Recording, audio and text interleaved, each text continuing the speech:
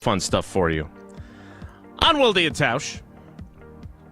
On 94.5 ESPN Milwaukee, 100.5 ESPN Madison, 1430 ESPN Beaver Dam, ESPNWisconsin.com, the ESPN app, your Alexa smart speaker, streaming live video, Twitter, although I don't know if that's happened yet, Facebook, and YouTube, and of course everything you need on WisconsinOnDemand.com and the Wisconsin On Demand app.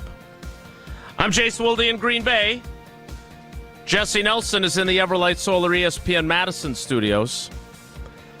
And serving as yet another reminder that Keith/Mark Neitzel is still waiting for my $90 check that I wrote in August. You haven't paid my dad yet? Come on, Jason. I still have the check. It has still been deducted in my register, but not from my account. And every once in a while, I balance my checkbook, and I'm like, why am I off by $90? Oh, yeah, that's right. Who does that still? Who balances their checkbook still? Yeah. Me. I'm a nerd. What I am not is a national ESPN radio host. Wow. And the occasional voice of the Milwaukee Bucks. Wow. My favorite games on 100.5 ESPN Madison and 620 WTMJ are when this guy and my buddy Justin Garcia are tag teaming the game. It is from Jen, Gabe, and Chewy, and although not Marquette pregame yesterday, many other roles, it is Gabe Neitzel. Gabriel, good morning. How are you? Good morning. Are you going to be in Milwaukee anytime soon? Just bring that check. I will deliver it to my father so we can in get Milwaukee that done. I was literally there yesterday. Yeah, but you were flying home. I was not. Yeah, I was flying home yesterday. And then today I'm going to be there again. You want to meet me at a gymnastics meet later this afternoon? What do you got going on? Maybe. I mean, I got to be in Oak Creek at the Buffalo Wild Wings in Oak Creek for Marquette pregame later this afternoon. So I'll be down there for pregame and halftime, Marquette watch party as they get ready to take on St. John's. Indeed, and they win yesterday against Xavier. Wisconsin wins against Northwestern, both advancing in their respective tournaments. Now, I believe Marquette is a semifinal and Wisconsin is only a quarterfinal, right? That is correct, because the Big Ten famously always the last one on CBS that's going to be playing with their championship game on Sunday. Marquette's in the Big East. Their championship game is tomorrow. And we will see if the Golden Eagles are playing in it. But again, Gabe, where are you going to be? Do people come and get like wings and hang out with you and tell you how great you are? I'll tell you. Well, they don't tell me how great I am. But they get this a is the second interview, year, right? This is the second year we've done these Buffalo Wild Wings watch parties for road games, and they have been very popular this year. Now, some of them, especially like yesterday's game, because it was Peacock only, which I know Tausch just absolutely loves, that all these different games are on all these different streaming services. But the Golden Eagles had a couple of games this year that were streaming services only, and a lot of people would show up for those. But these tournament games, people get excited for them. So, make sure you get there early to grab your seats because these watch parties have been wildly popular among Marquette fans. At Buffalo Wild Wings. By the way, underrated burgers there. I don't get burgers very often. 100%. 100%. It's not Buffalo Wild Burgers, but it's really good. All right, so you're here. I talked to you on Jen, Gabe, and Chewy. That's correct. And now you're here, cousin subbing for old T, who is unavailable today. So that's 2:05. That takes us to noon. What time is the Marquette pregame? Marquette pregame, we're on there at 5. Do you have any other radio gigs in between noon? Nope. And 5. And I've been doing game nights on Friday nights, but we don't have that tonight because ESPN Radio has Big 12 and SEC tournament games. So no game night on ESPN Radio for me tonight. Well, we're happy to have you, and thank you for donating your time like Mark Neitzel donated his expertise in electricity.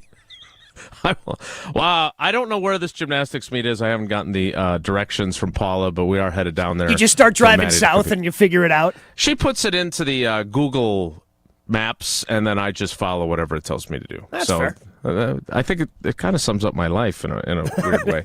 Whatever works for you, man. All right. So, Can I ask a question of Gabe, since we have him here? And we're kind of interviewing him, I kind of feel like. So, there was a hot debate yesterday with the Kyle, Brust, and Nortman squad. It was Brust and Kyle. Brad was unavailable yesterday, but those guys were here in Madison. They were on remote at Lucky's 1313. It was a great afternoon catching up with them. We were debating the value of the conference tournaments, because for a team like Wisconsin, if they want to win the Big Ten tournament, they're going to play 4 games in 4 days and stiff competition. Like, even Northwestern wasn't a cakewalk yesterday. UCLA today is tough, and then maybe Michigan State or Oregon tomorrow. And then if they get to the championship, who knows, Purdue or whatever. Is there a ton of value in trying to run the gauntlet 4 games in 4 days, getting into the NCAA tournament, or are you better off like losing Thursday night or Friday afternoon and getting a full week of rest before your NCAA tournament games? Like, what is the actual value of the conference tournament championship?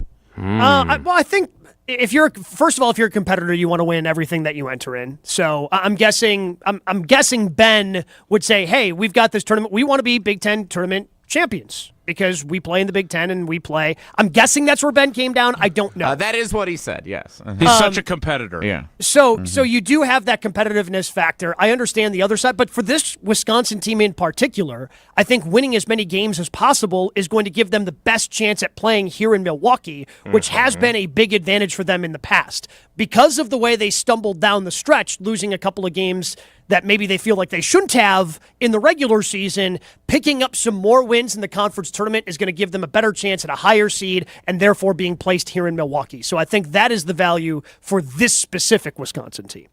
I think it's also about how you're playing, right?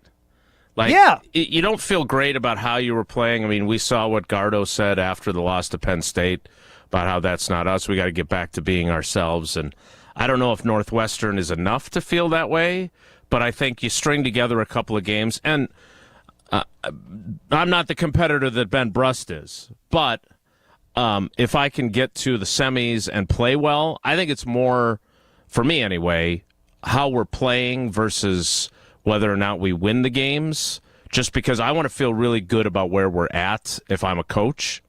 Obviously, winning would be ideal, but that is a tough turn. Like, if you play in Sunday's championship, which, how often does that affect the bracket, which has probably already been set by the time they tip that off? That was another thing we were thinking with the Big Ten especially. Like, is that really going to impact anything? Like, playing in that game, to me anyway, and you're not guaranteed of playing Friday, Sunday then, are you? There's no guarantee that you get that. No, you might there's get Thursday, no guarantee Saturday. That is correct. But I guess I land here when we're talking about college athletes in particular. And I guess, if Ben's listening, maybe, he can tell me that I'm completely wrong. Don't invite him. He had a big night out in Madison last night. I don't know if he's up net. It might be a little early for Brust. So maybe I'm way off on this because I played Division III college baseball, so you're not exerting yourself the way you are at high-level Division I basketball. But these are 18 to 22-year-old kids that are in the literal best shapes of their lives. I guess I'm not that worried if they play 3 or 4 games in a row, have a few days off, and then have to play Thursday. Yeah. Like, the recovery time for your body when you're 18 to 22, at least from what I remember from being an 18 to 22-year-old athlete, is pretty good. Time ago. Yeah. Pretty good. Yeah, it is a long time ago at this point, Jason. I'm getting old, man. So I have via our friends at the NCAA, which they do so many things well. Sure they do, if you say so. I have in front of me how now this will only tell us the national champions, so I need someone from the Homer Institute or whatever he's calling it these days, because it was once the Homer and Gabe Institute, but that was like 16 iterations ago of it. I would love to have a study of all of the Big Ten tournament champions and finalists, how they fared in the subsequent NCAA tournament, right? And we know that there are a bunch of variables there. I'm not a scientist, but it may have nothing to do with reaching the final and playing that Sunday. It might have been a bad matchup for them in the tournament or whatever it might be. But according to the NCAA, let's just go with the last 10 years of how teams did in their conference tournament on their way to the national championship. Okay? In 2015, Duke lost in the ACC semifinals. In 2016, Villanova lost in the Big East finals. In 2017, Carolina lost in the ACC semifinals. In 2018, Villanova won the Big East tournament. In 2019, Virginia lost in the ACC semifinals. Obviously, 2021, Wisconsin won the national championship. Yeah, I forgot about the simulated national championship. Hang the banner, baby. Start a dynasty if they make a run this year. In 2021, Baylor lost in the Big 12 semifinals. In 2022, Kansas won the Big 12 tournament. In 2023, UConn lost in the Big East semis. To Marquette. And last year, Marquette, now you did it to me. Now, last year, UConn won the Big East. So, UConn is a great example. They reached the semis. Then they had a few extra days off. They won the national title. The next year, they won the conference tournament and then went and won the national title. So, I don't know if there's a right answer, but it's a fascinating question. And it's probably... as Matt LaFleur would tell us, every team's different, Jason. That's true. So they are. We have an idea. I feel like I'm playing the role lost in semis there. I feel like I'm playing the role of Tausch here, trying to improve something that I don't know needs to be improved because, today is awesome. With the way college athletics is these days, I think we should award an NIL contribution from the presenting sponsor of the conference tournament to the team that wins it.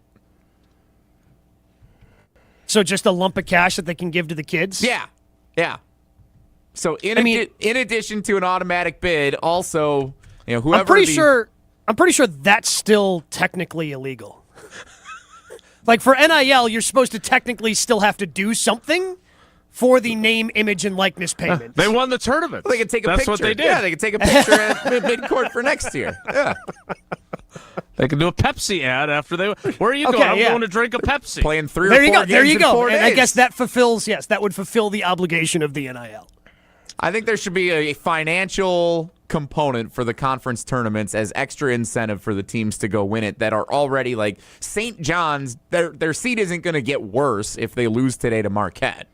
They're going to be what they are. No, but if they go and win the Big East, if they're the double champ, they've got a better chance at being a 2 seed, I think. Mm-hmm. I think they're kind of locked in. I don't think they're going to move. Everybody knows what St. John's Lenardi has been. over here. Yeah, St. John's is, they won the Big East. They were really good all year. They could lose today, and they're going to be fine. If they win the whole thing, they're probably going to be right where they were. So what do they want? $100,000. Let's toss it out there. That's nothing. That's really nothing in the world of NIL. $100K? Unless we're doing $100K maybe. per person. Yeah. 100K ain't going to get you very far in a 15-player basketball team.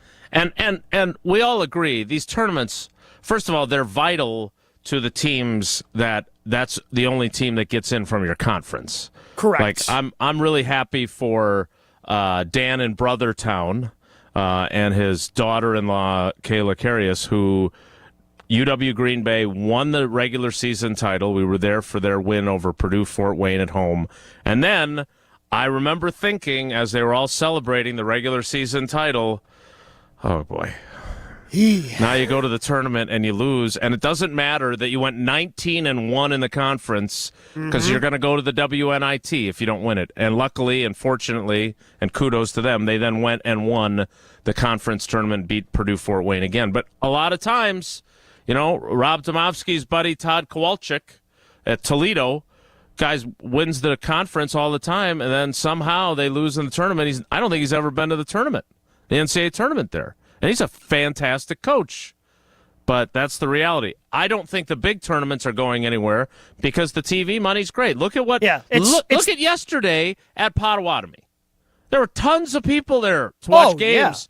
That we would argue don't mean a whole heck of a lot in the grand scheme of things. But this is kind of when everybody starts paying attention, at least from the general public, right? People, like me are kind of locked in with the Big East and all the stuff I do with Marquette. But the general public, kind of starts paying attention to college basketball in March and use the conference tournaments as kind of a warm-up to the NCAA tournaments next week. And to your point, Jason, the same reason that conference championship games in football, which don't mean as much anymore with the expansion of the college football playoff, like those aren't going anywhere either because it's big time money for these conferences to put these on and have these, have it on TV. It's a big time part of their TV deals. So the conference tournaments aren't going anywhere, which I'm glad for because I love these runs, man. Like just being able to sit down and have, these rematches. Like Marquette has a great opportunity tonight to kind of get some of the momentum that they were hoping to get on senior day against St. John's, lose on the last second shot. You get that win over St. John's.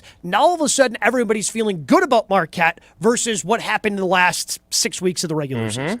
I totally agree. I would not try to argue that these games don't mean anything to a lot of teams, but to some, I mean, we can look at the flip side of this too, right?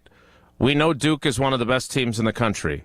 Yesterday they lost Cooper Flagg to a leg injury, and as John Shire said after the game, I'm not thinking about whether he's going to be available tomorrow. That's not what matters. It's getting him back for the NCAA tournament, and I don't know if they will. It did not sound encouraging initially.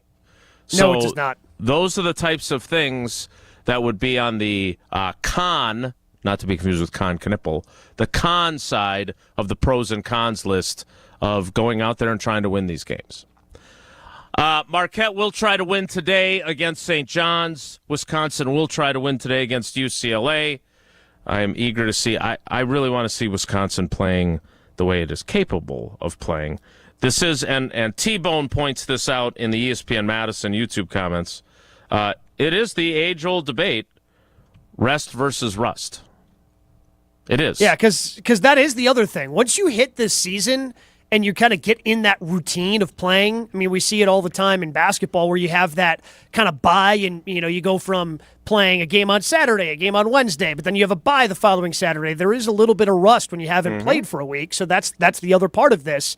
Again, if you're in the Big Ten and you're playing 4 games in a row the way Wisconsin might have to if they go to the final, I think they still have enough time as younger athletes to recover before the NCAA tournament starts on Thursday. You're still getting 3 days of rest. I think I'm going to fall in the play really well and lose in the semifinals crowd. I think that's where I'm willing to. I think that's my comfort zone. Okay. And pretend you're really disappointed. Lose on a buzzer beater in the semis. Yeah, not like lose because like your best player misses 2 free throws with a chance to win it because then it's in his head and like I want you to play really well and it's one of those, as Tausch likes to say, you tip the cap. They just played a little bit better than us today. Tight game, really guy banks in a 3. Right. Exactly. Like exactly what happened to Purdue last year when Wisconsin beat them in the semifinals, and then Purdue made it to the championship game. Or Tyrese Halliburton chucking in a 3 and getting a foul called on him. To go make the game-winning free throw. That. I didn't think he did. That was a BS foul. It was terrible. Yeah. Well, I mean, what do you mean? Like physics are saying the guy's going that way. Like he can't jump forward if his momentum's taking him to his left. It's not a foul on Giannis. So glad I brought that up. That was worth it. But right I digress. There. No, that was good. I enjoyed that.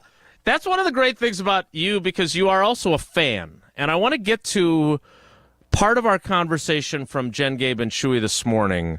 Because I am curious, and this is kind of the overarching question that I was thinking about since I knew Tausch wasn't going to be here to step on any ideas I had. And that is there any sense of frustration for Packers fans of we don't want guys over 30? Because if I was a fan and having that, what appears to be, with very, very, very few exceptions, essentially a policy. Oh, you have a policy. A delicate genius has a policy. Because there's, and look, if we want to term Goody the delicate genius here, there's a lot of people that are going to come at me in the YouTube comments and wherever else and say, shut up, you non-fan. In Goody, we trust. And that's fine. Like, that's great. If you trust him implicitly, that's fine. I don't think, at least in my job, I think part of my job is to ask these types of questions. And maybe you disagree with them, and maybe you say, no, I think it's the best way to go. But I also think there is an increasing number of fans, and I don't think necessarily Devontae was the tipping point, but the fact that there was no call placed to him whatsoever. That's the issue I got, Jason. So I want to get into that, and I want to take some calls and texts on it, too, on the Carbless Talk and Text line, 844-770-3776, 844-770-3776. And look, if you want to tell me to buzz off and that you trust Goody and you think it's a good policy, that's okay. That's a fine answer. I just wonder if it's a little too hard and fast, that basically if you're not a kicker, we don't want you if you've celebrated your 30th birthday. And maybe this will all be proven bunk, and they'll trade for Trey Hendrickson. But Cooper Kupp, the fact that we spent time talking about the Cooper Kupp possibility, I'm sitting there going, I don't see that happening, not with this general manager. So we'll talk about that with Gabe Neitzel, who is our cousin sub of the day. Cousin subs. We believe in better. It's Wilde and Tausch. This is Wilde and Tausch, presented by Pella Windows and Doors of Wisconsin. Call Gina Della from Pella today, 855-PELLA-WI, and online at PellaWI.com/radio. Look what we have here. It's the refreshing deliciousness of a Pepsi mini can. It's the perfect complement to any meal. The dash of indulgence your day was dreaming of. The sip that'll have you singing Pepsi. Nope, not again, Steve. Let's take a cue from the Pepsi mini can and pack all that awesomeness you're feeling into a much smaller treat for everyone. Deal? So, big awesomeness, smaller size. I think I've got just the thing. Pepsi mini can. Mini can, big taste. Mark Tauscher here for Pizza Hut. Well, this time of year, it feels like every day is a big game day, and you need a winning pizza lineup to celebrate. Pepperoni, sausage and mushrooms, or ham, pineapple, and bacon. Well, the choice is yours. And right now, you get a large, 3-topping original stuffed crust pizza for just $11.99 at Pizza Hut. Available for delivery or carryout, you can create your perfect pizza, no matter the game plan, for just $11.99. Order now on the Pizza Hut app or online at pizzahut.com. No one out-pizzas the Hut. The madness is right around the corner, and that means the time for proving your hoops knowledge is too. It's the ESPN Wisconsin Bracket Challenge, presented by Cousin Subs. Fill out a bracket, earn the most points at the end of the tourney, and get a $1,000 gift card to Cousin Subs. One winning bracket, $1,000 to Cousin Subs. When the teams are all selected, you can fill out your bracket on ESPN.com or the ESPN Tournament Challenge app. It's the ESPN Wisconsin Bracket Challenge, presented by Cousin Subs. They believe in better. The madness starts at Metro Kia Madison this month. Drive away in a 2025 Kia Sportage with financing as low as 1.9% for 60 months. $17.48 cost per thousand borrowed. Or upgrade to the luxurious Kia K4 with rates as low as 2.9% for 48 months. $22.09 cost per thousand. With 156 new vehicles available, enjoy 2 years of no-charge maintenance on new vehicles purchased and 90 days deferred payments with approved credit. Hurry, these offers end March 31st. Starion Bank redefines local banking in Madison. As a community bank with a commitment to Dane County, experience a banking relationship where your goals are our priority. Enjoy competitive deposit and loan rates and a partnership that thrives on local engagement and support. Starion Bank is more than a full-service financial institution. It's a community pillar dedicated to your prosperity. Visit one of our convenient branches in Middleton, Monona, or Sun Prairie. Starion Bank, offering banking, lending, mortgage, and cash management. Condon Jewelers, the jeweler on the east side, the jeweler on your side. When you see Diamond Jim, you can count on him to be on your side. Selection beyond compare with on-site repair, so you can wear your jewelry with pride. Condon Jewelers, the jeweler on the east side, the jeweler on your side. The GRB Rays have established themselves as one of the top baseball programs in the Midwest and the country. GRB Academy offers training programs for players of all ages and skill levels. Learn from some of the best baseball coaches in the area and find the program that fits your training goals and your schedule. Spots are filling up fast, so visit grbacademy.com to sign up now. That's grbacademy.com. GRB Academy, baseball for the serious player. My part-time service in the Army National Guard makes it possible for me to be more for the community I call home. My training helps me at work when I lead by example. My service in the Army National Guard allows me to keep my community and those I care about safe from threats. Learn more about how you too can live and serve part-time close to home by visiting NationalGuard.com. Sponsored by the Wisconsin Army National Guard. Aired by the Wisconsin Broadcasters Association and this station. On the air, on demand, on social, on Wisconsin Sports. Serving Wisconsin sports fans. This is 100.5 ESPN.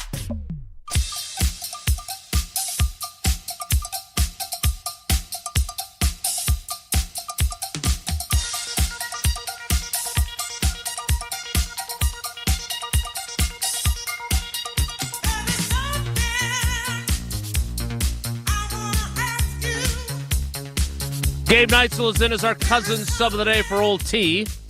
Cousin subs, we believe in better. All right, Gabe, where do you stand on this? Because we're already getting calls. I got some great YouTube comments in the ESPN Milwaukee YouTube chat from Roberto I want to get to. But it would certainly appear that if you are 30 years old and older, Goody has little use for you unless you're a kicker. Am I being unfair? I do not believe.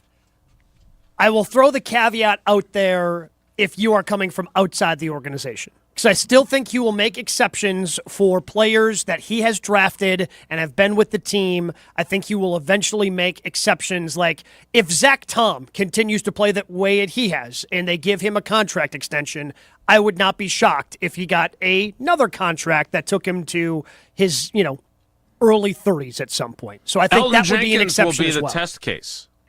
Yeah, that's true. Very true. He's 29 right now. Okay, that's fair. So outside 30-year-olds, no thanks. Are you on board, or does that concern you?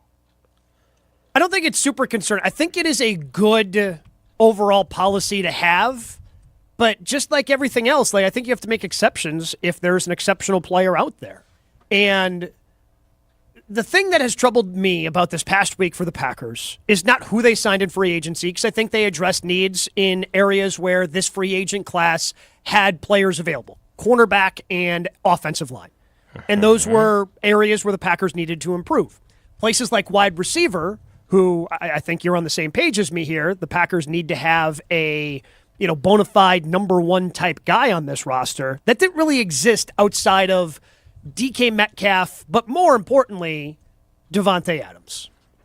And for them to not even have any interest, I understand if maybe Goody had a price set and decided, hey, $23 million for a couple of years for a guy, maybe that's just a little too much for me. I understand that. But to not even have a conversation, because they used to have, when Goody originally took over, Jason, it seemed like he went out of his way to let everybody know they were in on just about every conversation. So to not even call Davante when that's a clear area of need in a weak free agent class, why not make an exception for Davante Adams? Because that's the type of guy that you had previously said, yeah, he's the type of guy that we would potentially make an exception for because he's a Hall of Famer. And Hall of Famers at that position are going to be more successful, into their 30s than a typical player.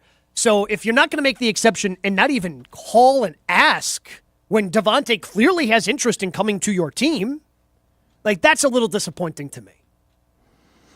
All right, I want to get to calls. We'll get to those next. But I don't want it to be about Davante because obviously I have acknowledged my bias there. I do still believe, and I look forward to when Goody speaks to us because I am very curious whether or not he will acknowledge that he didn't ever pick up the phone. I feel very good about who I talked to about never getting a call from them. I just would be curious what his reasoning is.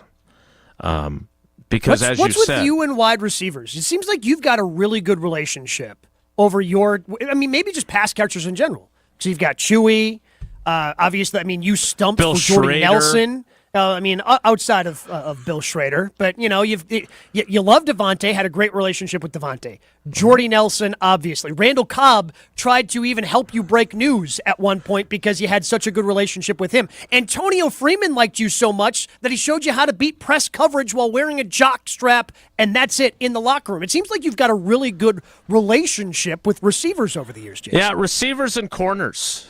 Charles Woodson, Al Harris. Defensive backs are, Micah Hyde. Sure. I assume it's because we have so much in common athletically. I mean, okay, I could see that. So look, if it's not Devontae, then who? And the problem with Trey Hendrickson is that he also is going to require a large contract and draft a capital. trade. Right? And the reason why I use Devontae as the litmus test for this is because he didn't cost either one of those things. Like, yes, he got $23 million average over 2 years from the Rams. $26 million of it is guaranteed. You had a dummy year to that contract. He's very affordable. Like, that should not have been a deterrent. And on top of that, he's been damn durable. That just tells you, Jason, I think that's the good reason to use this for the test case, because Goody's on record saying, hey, that's the type of guy I would make an exception for, and the fact that he didn't even reach out tells me that there's some sort of disqualifying factor that they had no interest in Davante Adams, and given that he has been productive. He still had 1,000 yards last year despite only playing 14 games because of the trade, playing for two different teams. Still got over 1,000 yards last year. So he's still productive, doing the things that you think he would be doing. The fact that he's past 30 had to be the disqualifying factor. That's the only thing I can make sense in my head. Yeah. And again, I'm not saying you want a team full of 30-year-olds. You do not want me as your GM. You just don't. Too many veterans. They'd all be breaking down and we'd be playing practice squad guys left and right. But exceptions. That's really what we're asking here, and it doesn't seem like Goody makes those. All right, 844-770-3776. We'll get to your calls next. Want to remind you that it's time to celebrate and save big during Steinhaffel's Happy Go Lucky sale. Get some of Steinhaffel's best deals of the year. Plus, try your luck at getting an extra $100 off with your exclusive Happy Go Lucky scratch-off card. It's St. Patrick's Day weekend, And you'll really be smiling when you use Steinhaffel's special 60-month financing. Steinhaffel's Happy-Go-Lucky sale is happening now through Monday, so shop in-store or online at steinhaffels.com. Relax. It's Steinhaffel's. We'll get to your calls next on the carbless talk and text line. Liz is more, 844-770-3776 with Gabe Neitzel as our cousin sub of the day. It's Wilde and Tausch. We're on the Brewers. They're really good at identifying talent. They're really good at developing talent. Because we're on Wisconsin sports. This is one of the best organizations in Major League Baseball. 100.5 ESPN. As a bull rider, I prefer to do things single-handedly. That's why I love the UW Credit Union app. Doggy! It lets me check accounts, make transfers and more on the go. And if I need an extra hand, UW Credit Union has convenient local branches. Yippee! So, if you want simple mobile banking, mosey on over to UW Credit Union. They're here for every y'all. Federally insured by NCUA. To those who've ever dreamt of their perfect event, those dreams are worthy and they are possible. Hi, it's Jeffrey from Celebrations Entertainment.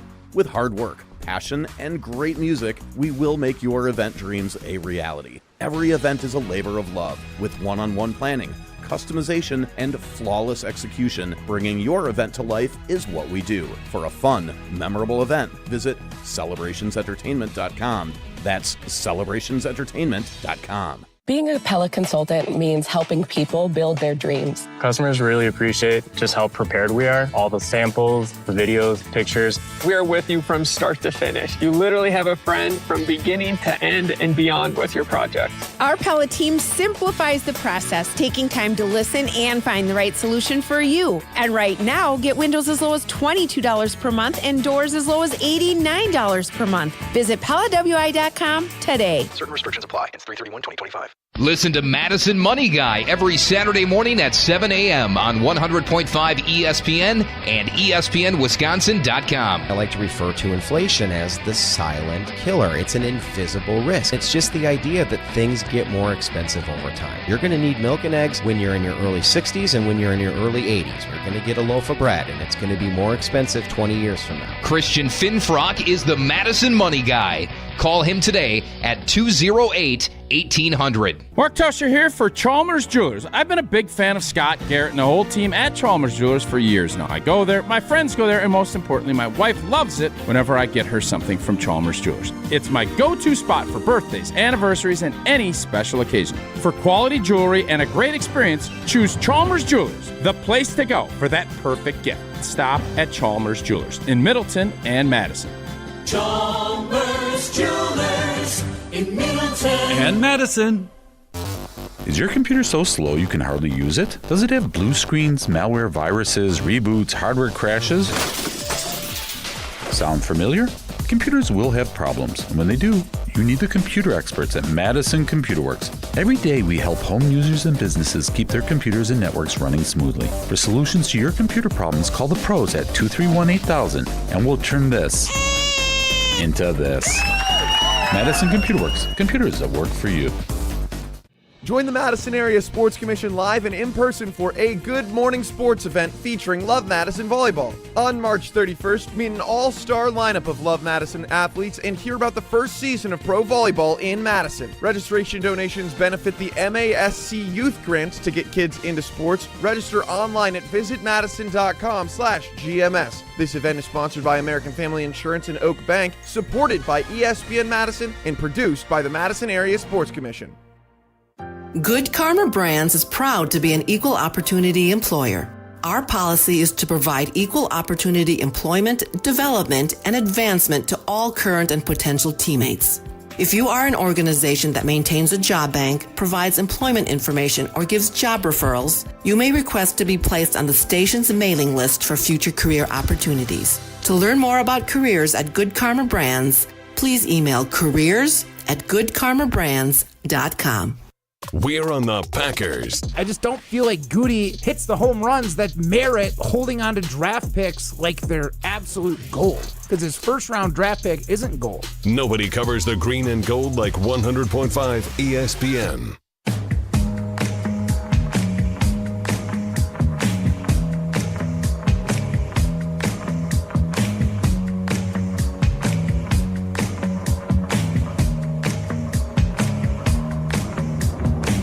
I took a page out of your favorite book. You sold me lies just by the way you look. Taught me a language that 844-770-3776. That is the Carbless talk and text line. Less is more. Also, quick aside, I'm going to run upstairs. I'm going to go find that is sitting on my desk. I'm going to bring it down here. I'm going to put it in an envelope. Yeah. Since you're let's here, go. this is a good reminder. You could just Venmo him. So, quick, I want to get to these calls. Oh, boy. But I actually talked to Gabe's mom about this. They have not, they only used Venmo once, and it was for a donation to some sort of a charity.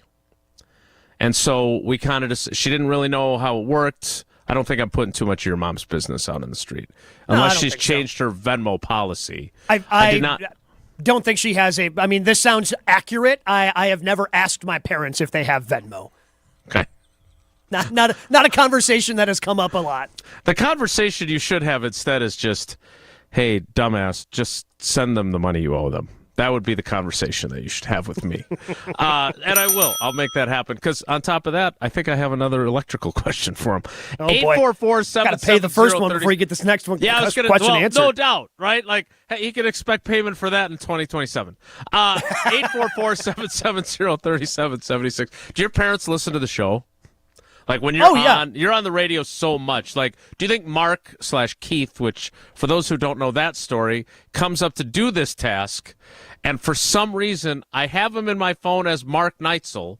I know his name is Mark, and he gets out of his car and I extend my hand and say, Keith? I don't know why that happened either. I think I'm just getting old. It's not pretty. That happens. Happens to us all, Jason. Anyway, I'm not going to call Dustin Keith in Waukesha. He is our first caller. Dustin, good morning. Welcome to Wilde and Tausch with Gabe Neitzel as our cousin sub of the day. How you doing today? I'm doing great, guys. How about you? We're good. Are you cool with the nobody over 30 policy from outside, or are you not? I'm bummed. I'm really bummed. I wanted Devontae. I mean, you're talking about, like you're saying, a Hall of Fame player who already knows Green Bay, knows the schematics, knows what grocery store he goes to. It would have been a wonderful homecoming, and we missed that opportunity. And so I'm bummed. You know, I'm in Goody We Trust camp, okay? I have been with that a lot of the way, but this is one of those exceptions. When you can bring back a beloved player who has gone to these couple other teams and have not had success and come back to Green Bay, finish out your career, ride off into the sunset, get a ring with the team you came with, and, you know, we missed that. That's how I feel, guys. I'm bummed. That's what it is. It would be a great story. It would be, but I mean, I think we also have to be open to the possibility that, again, the disappointing thing to me is that the Packers showed no interest. So now I question, okay, how much interest do you actually have at improving that position? Because there's a very high possibility that Goody did have interest and Devontae goes to the Rams anyway. Looks at the way that the Rams played the Eagles and goes, man, I think that they're really close. Playing with Matthew Stafford. There were reports out there about his preference of being on the West Coast. So I think there's still a high possibility that he ends up with the Rams anyway. But not wanting to improve that position has me questioning because we all saw that position last year and it wasn't good enough. You want to win a championship, you want to win a Super Bowl, that position has to improve. And I'm curious at how serious Goody believes it needs to be improved. Yeah. Great call, Dustin. We appreciate you. Thanks. On that same point, I'm not saying that he was a sign at all costs guy. And I can tell you this. He was very much, I wrote that he was open to signing or returning to Green Bay. Do I know for certain that it would have been his first choice? If they offered him $6 million a year less, I think he probably takes what the Rams offer, right? I'm not saying that all it would have taken was the Packers to be interested. It still would have had to been a competitive offer. But look, you don't have to be Sherlock Holmes to figure out that he was advocating for this. Turn on what he said to Kay Adams on her show. Go back to his Instagram, and there's no other reason to post photos of your green and gold shoes and your customized floor mats than to say, hey, Goody, I'm over here. Come on, buddy. Right? I mean, there's enough breadcrumbs, Hansel and Gretel, to follow that there was at least a desire to be considered to return here. Is it possible that Devontae and his representatives reached out to Goody and Goody said no still? Do you think that possibility exists? I can't confirm or deny that. That is not one of the questions I asked. That's a good question. Okay. I don't know. They could have back-channeled that, right? I mean, Yeah. Oh, by the way, let's not lose sight of the fact that 3 players on your roster and 3 pretty prominent players, your starting quarterback, your starting running back, and your CB1, self-proclaimed though he may be, of Keyshawn Nixon, were all advocating for this. All of them. And so there's a lot there, but I don't want it to be solely a referendum on him. Because, again, we talked this morning on Jen, Gabe, and Chewy, and now Diana Rossini reporting that it appears the two teams that want Cooper Kupp the most are Seattle and Dallas. But I saw a report yesterday that there were up to 12 teams that had expressed an interest. I wonder if the Packers are even one of those 12. And if you power rank their level of interest, if they'd be 12. I can't imagine them having interest in Cooper Kupp. If they didn't have any interest in Davante Adams, like Cooper Kupp hasn't been healthy for the last 3 seasons. Right. Like and the most games he's played is 12. Jair, right? Yes. He's been productive in the games in which he's played, but like this is the somebody exact, else I know. Yeah, but Cooper Kupp is the exact, to me, prototype of Goody saying, yeah, this is why I try to stay away from guys who are 30+. Right. Because, yeah, he's a good player, had a great year in 2021, but now that he got to 29, 30, 31, hasn't been able to stay healthy. So I understand Goody having hesitation for that guy. But a guy, again, I know you don't want it to keep coming back to Davante, but I think that's where it comes back to, because if you're not going to make the exception there, you're not going to make the exception anywhere, because Davante has been healthy, has been productive into his 30s, and if you're not making the exception there, my guess is you're not going to make the exception anywhere, which is why I think they will not be in on the Trey Hendrickson sweepstakes. Yeah.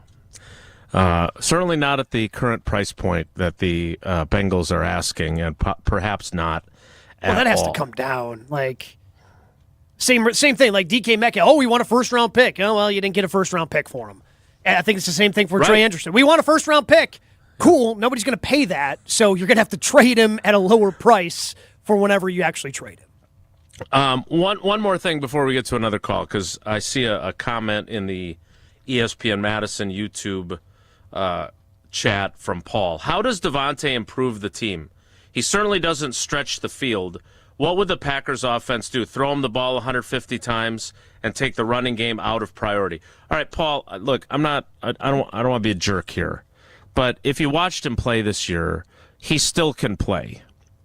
He is better than where Dontavion Wicks is right now. He is better than where Romeo Doubs is right now. You don't sign him to have him run 4-3 down the field. That is not who he has really ever been. But he draws all kinds of attention to make life better for Tucker Kraft and for Jaden Reed and Dontavion Wicks. There's a lot, and he can still play. So, Gabe, I don't know what I'm supposed to say to Paul. No, I 100% agree with everything you said, Jason. And I understand DK Metcalf can stretch the field. Like, he's that perfect replacement for Christian Watson in terms of, hey, that's what he can do. And I think he can do a few more things than Christian, and I hope that's what Christian Watson can eventually become. I mean, not the physical specimen that DK Metcalf, because who is, but he can stretch the field.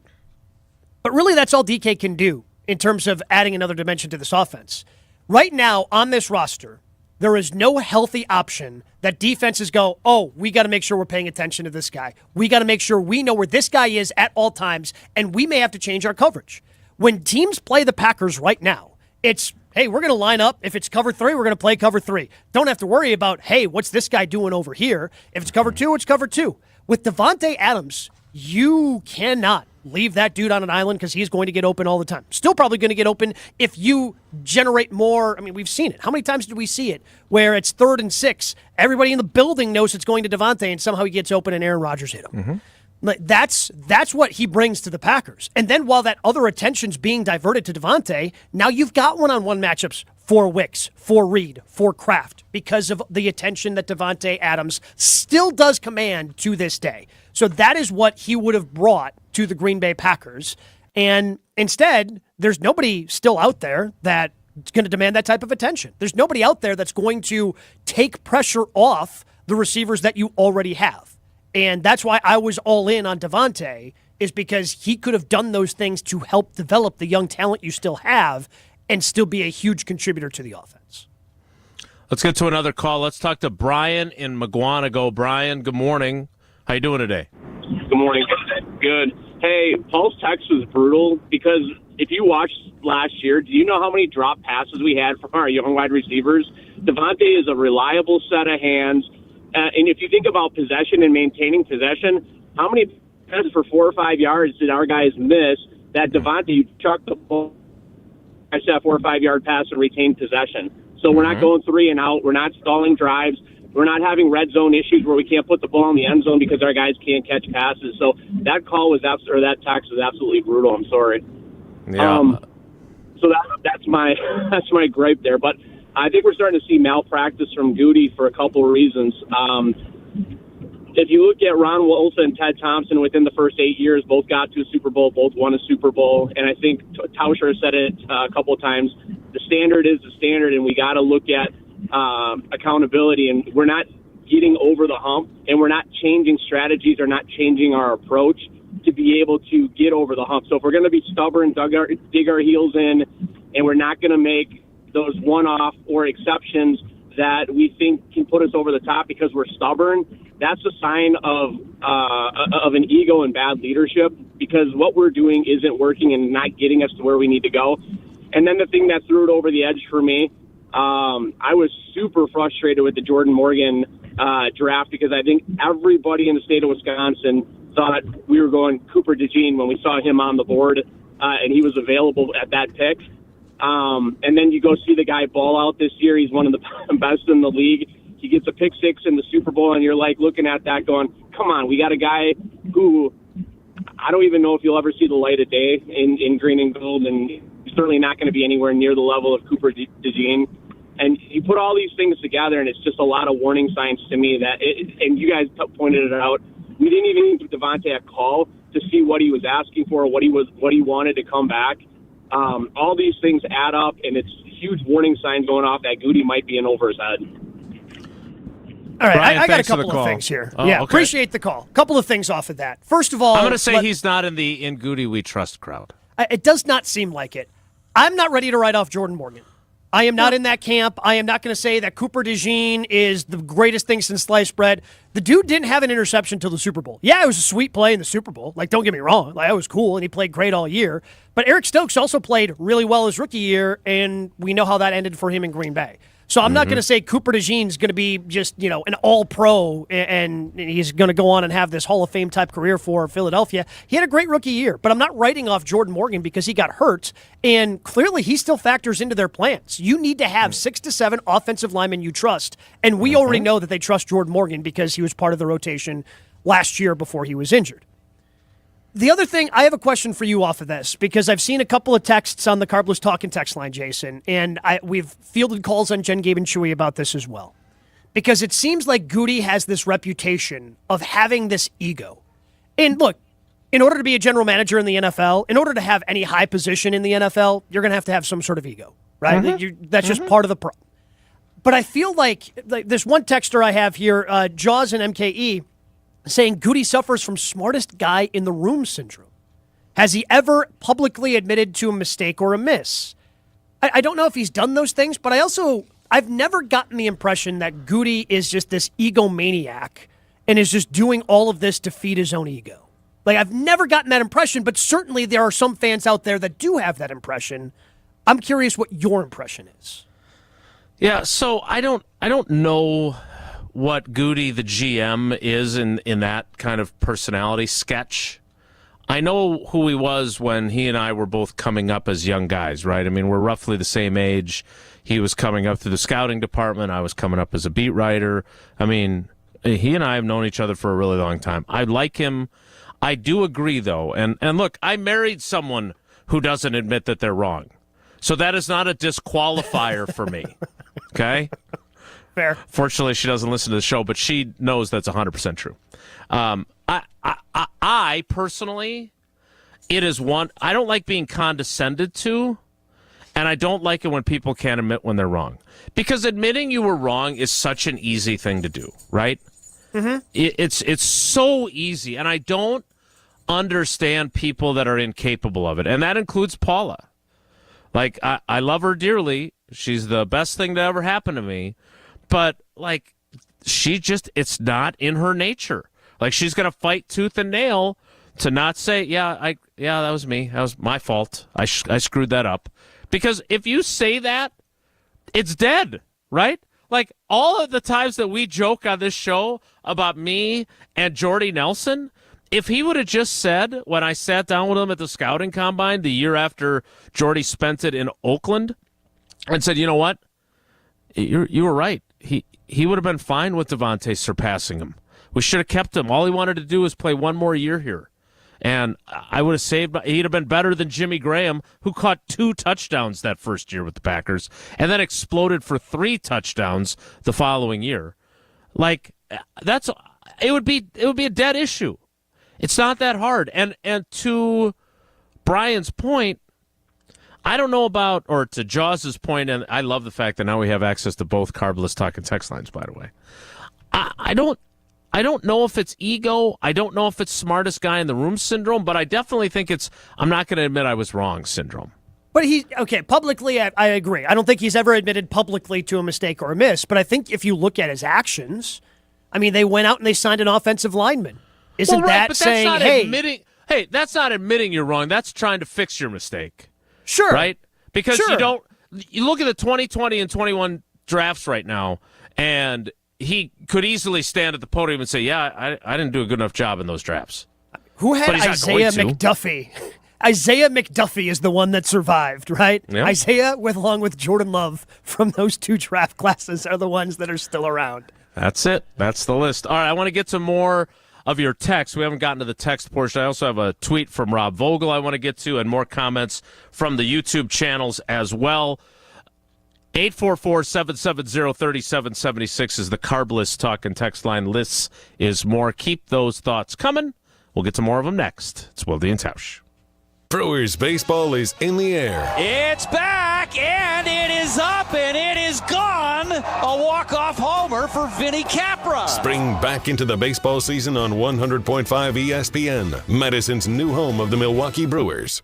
Mark Tausch here, and it's another Feel Good Friday on Wilde and Tausch, painted by Home & Lindsay Paints. But when you're ready to get started on your next paint project at home, I recommend you do what my family did and trust the pro painters at Home & Lindsay to get the job done right. To get connected with the perfect pro painter for what your project calls for, just stop into any Madison area Home & Lindsay location and ask. The team at Home & Lindsay will help find the best pro for the job. From winter snowstorms to the heat of July and everything in between, Home & Lindsay is the one paint you can trust to withstand the challenges of Wisconsin's weather year-round. That's what makes it Wisconsin's best paint. Home & Lindsay, great paint, great people. And check them out at homeandlindsay.com. And stick around for Feel Good Friday coming up to close out today's show, painted by Home & Lindsay Paints. Rah. Pella Windows and Doors of Wisconsin present your Badger Minute. Here's Pablo Iglesias. This Badger Minute brought to you by your Badgerland Chevy dealers, proud supporters of Badger Athletics. Go to BadgerlandChevy.com.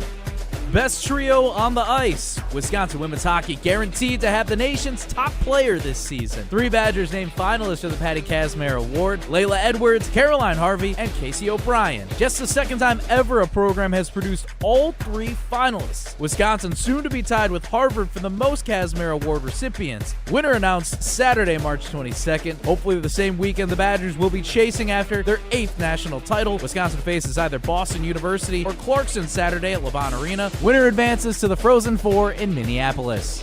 Right now at Pella Windows and Doors of Wisconsin, get windows as low as $22 per month and doors as low as $89 per month. Visit PellaWI.com today. For official rules and more information about every contest on 100.5 ESPN, visit ESPNWisconsinContests.com. That's ESPNWisconsinContests.com. You're listening to 100.5 ESPN and the ESPN app.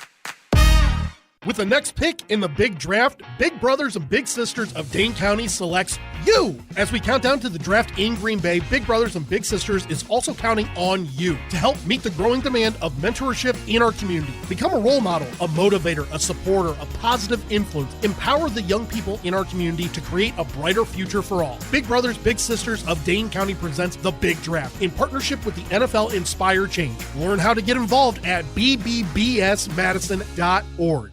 Get in the game this March at Ho Chunk Gaming Madison, where free throw fortunes can be very rewarding. On Saturday afternoon, March 29th, 18 winners will spin the wheel to secure 2 or 3 prize pucks. Each winner drops those pucks down the big board to determine their total prize of up to $3,000. Then at 4 o'clock, one grand prize winner will take home up to $30,000. It's a huge day of prizes, so don't miss your shot at Free Throw Fortunes. Big fun is always a slam dunk at Ho Chunk Gaming Madison. When it comes to security for your home and family, you want a winner, and we found one when we placed our trust with J&K Security Solutions. This is Greg Gard. Kim and Jeff hit the game-winning shot for us with the Control 4 home technology system. Home or away, from our smartphones, we can open the garage door, dim the lights, turn on the TV, as well as arm the security system. That's convenience as well as peace of mind. Let J&K Security Solutions do for your home or business like they've done for us. Call 255-5799 or online at jksecurity.com. When you're in the right place at the right time, things get done.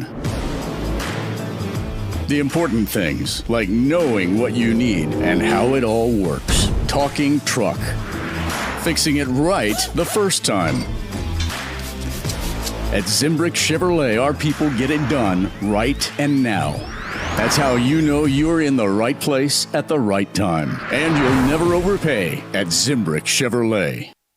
Wilde and Tausch on 100.5 ESPN is brought to you by Everlight Solar. Save money, save the planet. Everlight Solar.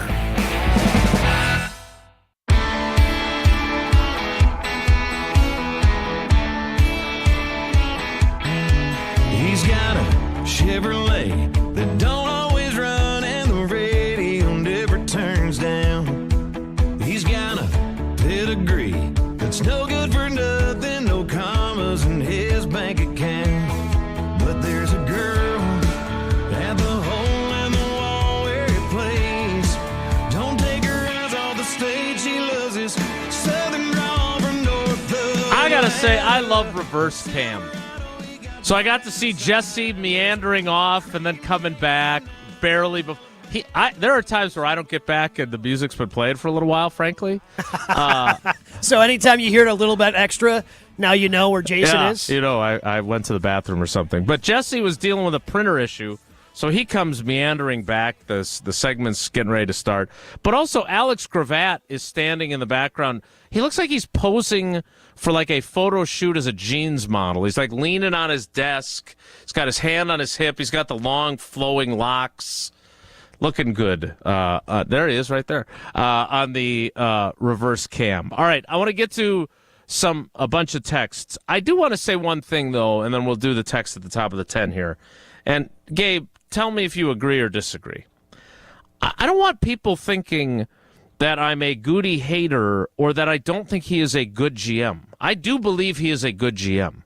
I also believe that his policy, that the delicate genius doesn't want 30-something players on his roster, is a sound philosophy. I think it is the right approach. The issue I have is having three or four, as Tausch might use the word, sprinklers that are 30 and over on your team does not mean that you suddenly are an old team. And if there is a critique that I have, beyond the like Paula not being able to admit when he's wrong, the other one is that you don't have to have a team full of 30-somethings.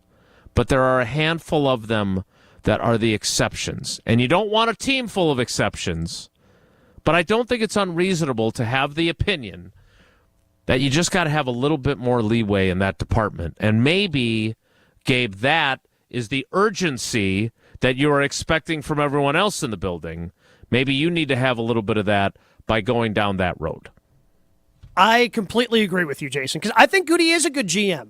But that doesn't mean I have to agree with everything that he does or every policy that he has. And if this is one of the things that he is going to avoid when situations arise, yeah, that's going to be frustrating. If there is a player out there that can help your team in the immediate... And again, the thing about Devontae is it just would have been so perfect. Because I know that Matt LaFleur wasn't a big fan of this getting out, but the fact that, he compared his footwork when he was a rookie to Devontae Adams. Mm-hmm. Like, oh, man, this guy's got great footwork, and he was very careful about throwing Devontae's name out there, but he did, and it still got out. And I know it's something that you also said, man, it's kind of reminds me of Devontae. Well, guess what Devontae had in his second year as well, Jason? Drop issues. Mm-hmm. You're telling me that bringing in Devontae Adams couldn't help out? Hey, when I was going through this as a young player, here's what I did to help overcome it. And that way I was still able to be this great route runner. I was catching balls, and then I just absolutely exploded. You're telling me that couldn't help out Dontavian Wicks as he continues to grow because he needs to be an important player for you?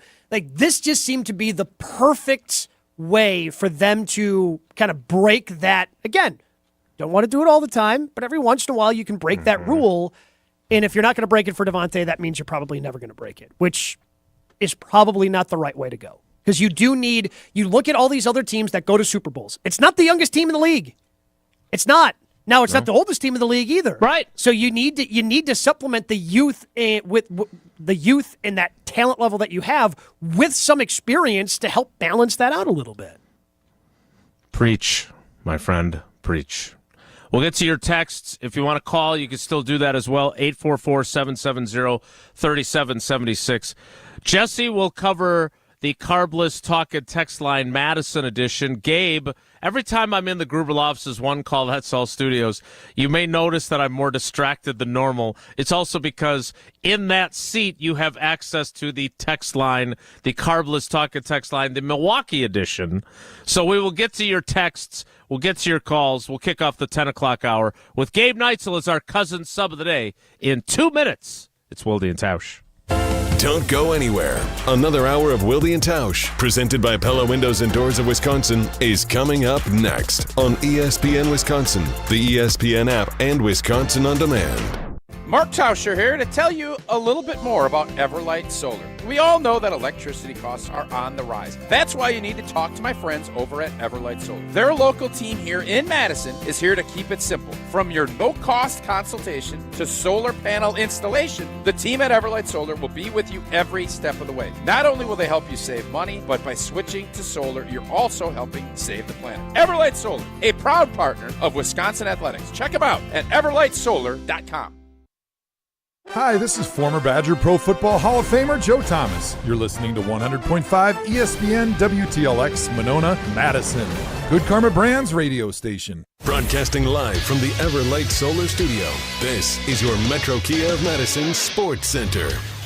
Good morning, Madison and streamers everywhere. I'm Jesse Nelson. Sports Center brought to you by Goodman's Jewelers, the diamond store of Madison for generations. Check them out, 220 State Street, and online at goodmansjewelers.com. The Milwaukee Bucks winners over Luka Doncic and the Los Angeles Lakers last night, 126-106. The final score, Giannis leading the way with 24 points for the Bucks in the victory, despite 45 points and 11 rebounds for Luka and the Lakers. The Bucks now 37-28 on the season. Chance for revenge after losing at the buzzer to Tyrese Halliburton and the Indiana Pacers earlier this week. Bucks-Pacers at Fiserv Forum Saturday night. Tip time 7 o'clock. Pregame coverage starts at 6:30 here on Madison's home of the Bucks, 100.5 ESPN. But today belongs to college basketball. Wisconsin UCLA in the Big Ten tournament quarterfinals. 1:30 tip in Indianapolis this afternoon. The Badgers listed as 1.5-point favorites according to ESPN Bet. Marquette St. John's 5:30 tip at Madison Square Garden. Golden Eagles are 4-point underdogs to the number 1 seed Johnnies. Listen to that on our sister station 94.5 ESPN Milwaukee with Homer on the call. Metro Kia of Madison, Madison's trusted Kia dealer. Stop into Metro Kia on the east side of Madison or metrokiaofmadison.com.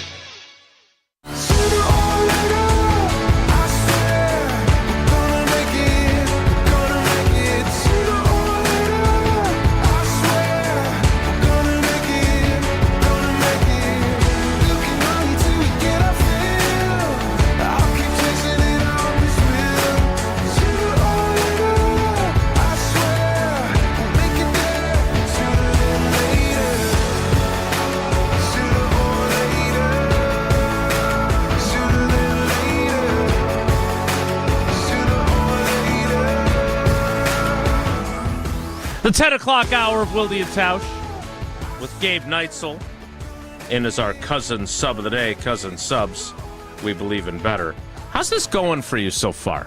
Like, you're always driving the You're driving the bus when you're doing your various shows. What's it like to ride shotgun? And am I annoying you with my talking over you and interrupting the way Tausch does to me?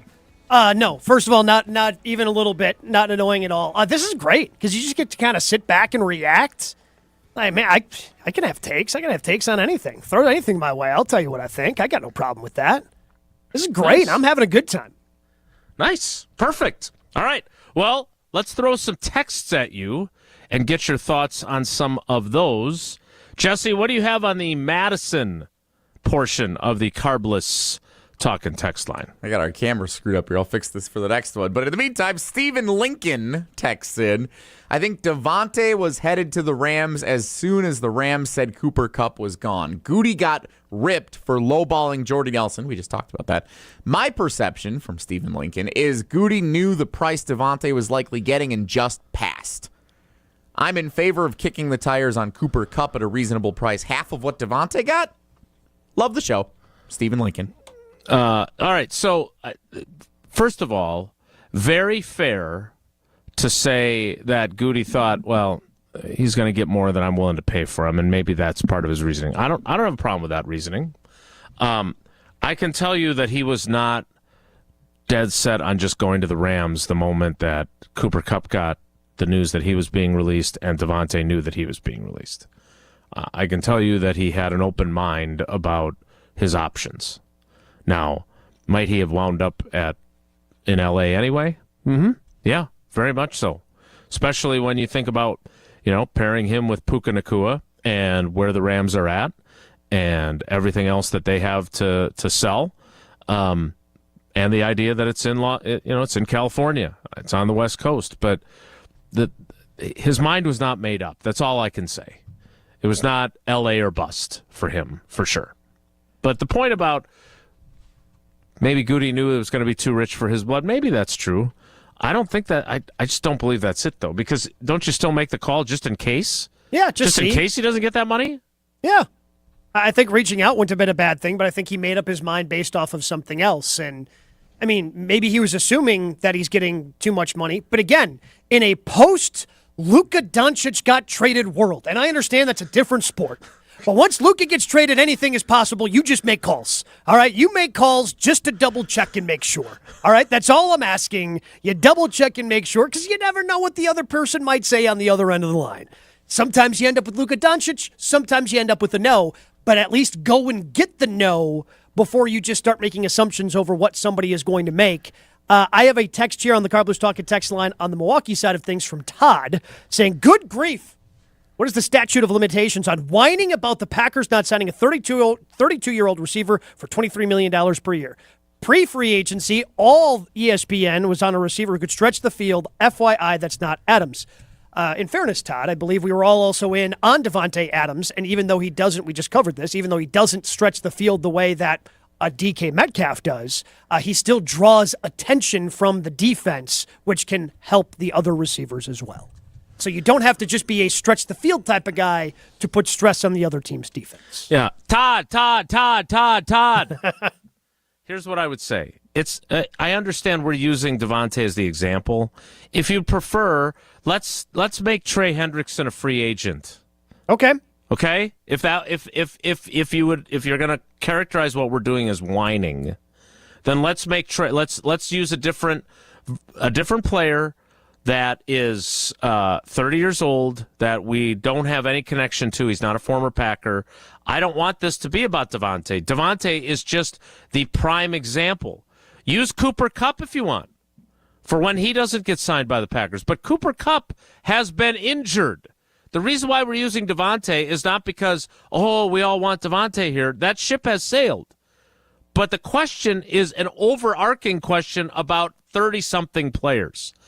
And if you're not interested in Devontae, as Gabe just said, then I'm not sure you're interested in anybody who's celebrated their 30th birthday other than Brandon McManus. Okay, so if we use the Trey Hendrickson example, would Goody actually be more interested if he was indeed a free agent? Because I think part of the Hendrickson problem is giving up the draft compensation plus spending the money. And I feel like Goody would be okay spending the money But maybe I'm wrong because he is older, plus spending the draft pick. Because, again, on those guys, he has said, you have to be right. And even though Hendrickson has led the league in sacks the last 2 years and has been really good, I don't know if you would be 100% right. Like, the only guy I would have felt really comfortable being 100% right on of all the guys we talked about this offseason would have been Myles Garrett, who was never actually made available despite asking for a trade. Right. And as good as Hendrickson has been, I don't think that you would say with 100% certainty, yeah, this guy is still going to be really good. It's very possible that the last 2 years he played are the best 2 years he has in his career. Yeah. And look, I keep bringing up this story, and if you're not a subscriber to The Athletic, I think you can still do gift stories, so I think I might post this from the Wilde and Tausch account. There's a really good piece by Paul Daner, who covers the Bengals, discussing the rarity that it is for a 30-plus pass rusher to be still super productive. And the exception to this point has been Khalil Mack. And is Trey Hendrickson going to be the next exception? I don't know. But I think you can make the argument, and I think Goody might make it with you, Gabe, that you just saw his two best seasons. Mm-hmm. By the way, Khalil Mack had, 6 sacks last season? I think he had 40-some pressures, which is still a pretty big number, by the way, even if he didn't have the sack numbers. So maybe he is like the new Julius Peppers, who he's just ageless. And my hope around Hendrickson would be that his game isn't all predicated on speed and bend. Right. And because it's more strength built, that he could age a little bit better into 30 the way somebody like, just using a Packers example, Clay Matthews. And Clay had plenty of strength, but he was built on speed and being able to have that bend and get around the edge. And I think that maybe Hendrickson could age a little bit better because he's more of a strength type of bully in his pass rush.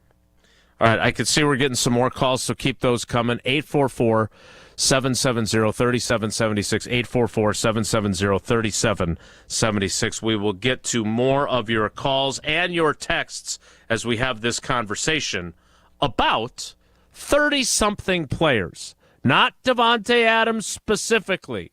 And if you have someone else that moved teams in free agency that you would like to have seen the Packers go after age 30, bring them up. We're open to that too, but otherwise we'll just continue whining about Davante Adams. It's Wilde and Tausch.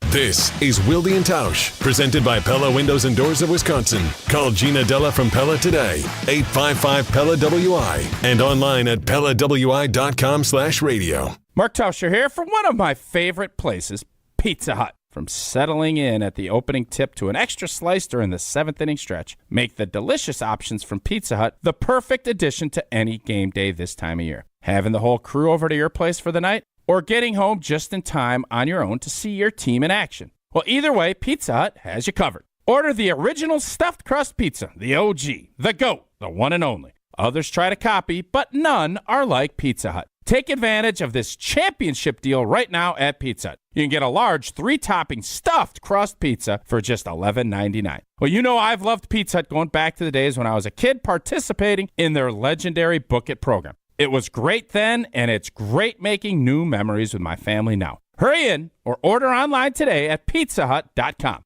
No one out-pizzas the Hut. All day, every day, the Carbless Talk and Text line is open for you. 844-770-3776. The Carbless Talk and Text line. This is more. The 25th Annual Madison St. Patrick's Day Parade is taking place on Sunday, March 16th at 1:30 around the Capitol Square. Join in for an afternoon of music, dancing, and family-friendly fun featuring 2 grand marshals this year, Amber Noggle and Brandon Taylor. Don't forget incredible acts like the Kissers, Bucky Badger, the UW Marching Band, and Madison Bagpipers. Donations make it possible. Huge thanks to our sponsors, J.P. Cullen and J&K Security. Save the date, spread the word, and be part of Madison St. Patrick Day Parade. Hello, I'm John Hayes, the owner of Goodwin's Jewelers. It's been my pleasure to serve this community from this incredible store for over 4 decades. We stand upon high standards and classic traditions, pillars like honesty and integrity. Stop into Goodman's Jewelers, the longest-standing full-service jewelry store in the heart of Madison at 220 State Street. Goodman's Jewelers, the diamond store of Madison since 1933. The best is at Goodman's. Outside In. That's what we call our Outdoor Living Unlimited showroom at 2018 South Stoughton Road. All the cool stuff you want outside in your yard displayed inside. Patios, decks, pavers, and an automated pergola, fire pit, outdoor kitchen, a putting green, and in-ground pool. Even a converting 3-season room that's either outside or inside. We are Outdoor Living Unlimited. Your outdoor living potential awaits you at our Outside In showroom, 2018 South Stoughton Road. OutdoorLivingUnlimited.com. In the next 30 seconds, I'm going to tell you how to save money and save the planet. It's simple. Ditch your energy bill and make the switch over to Everlight Solar. While electricity prices keep rising, Everlight Solar will give you the chance to take ownership of your power while also reducing your carbon footprint. As a local company based out of Madison, they'll be there with you every step of the way as you make the switch to solar. To learn more about how you can save money and save the planet, go to everlightsolar.com. Look what we have here. It's the refreshing deliciousness of a Pepsi mini can. It's the perfect complement to any meal. The dash of indulgence your day was dreaming of. The sip that'll have you singing Pepsi. Nope, not again, Steve. Let's take a cue from the Pepsi mini can and pack all that awesomeness you're feeling into a much smaller treat for everyone. Deal? So, big awesomeness, smaller size. I think I've got just the thing. Pepsi mini can. Mini can, big taste. Coors Light presents To Chill or Not to Chill. When your friend skips your favorite song on the playlist. End the friendship. Or choose chill because that song lives rent-free in your head anyway. And you planned ahead by bringing Coors Light to the party. And the sound of that ice-cold can cracking open was music to your ears already. Coors Light. Choose chill. Celebrate responsibly. 2024 Coors Brewing Company, Golden, Colorado. We're on the Bucks He's one of those guys that can absolutely dominate. He can activate that MVP mode. because we're on Wisconsin sports. And you know when Giannis is right, he can carry his team across the finish line. Madison's home of the Bucks, 100.5 ESPN.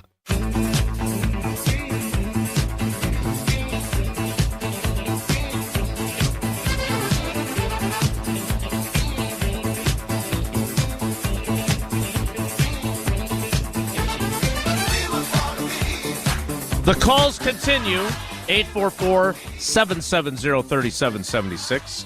And we'll get to your texts as well. Let's go out to Tosa and talk to Jason, whose parents chose a great name. Jason, good morning. How are you? I'm doing great, Jacob. I mean, Jason. Well done. Well played. Well played. Yes. All right.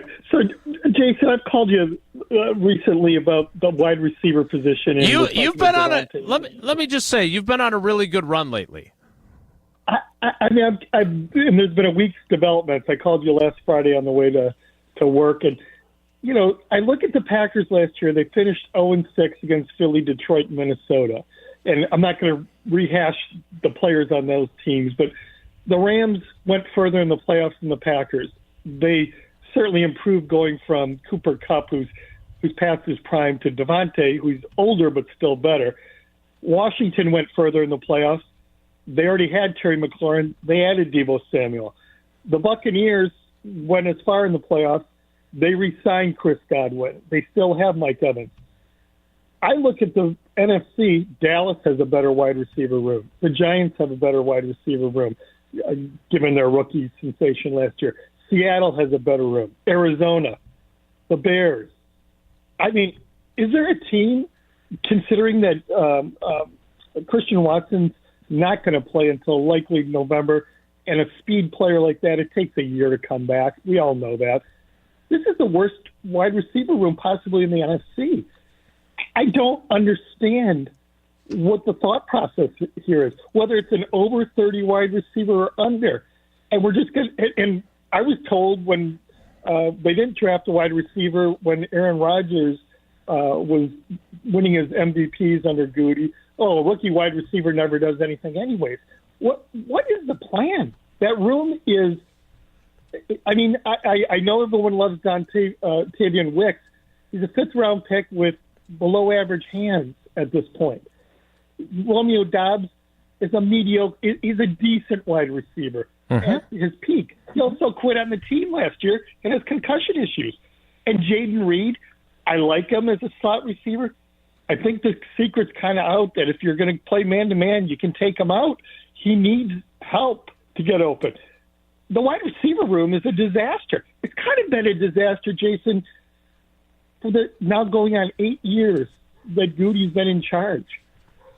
I don't know what his thought process is. I thought it was he didn't like Aaron Rodgers and was going to add talent. I can't imagine he doesn't like Jordan Love, his own draft pick.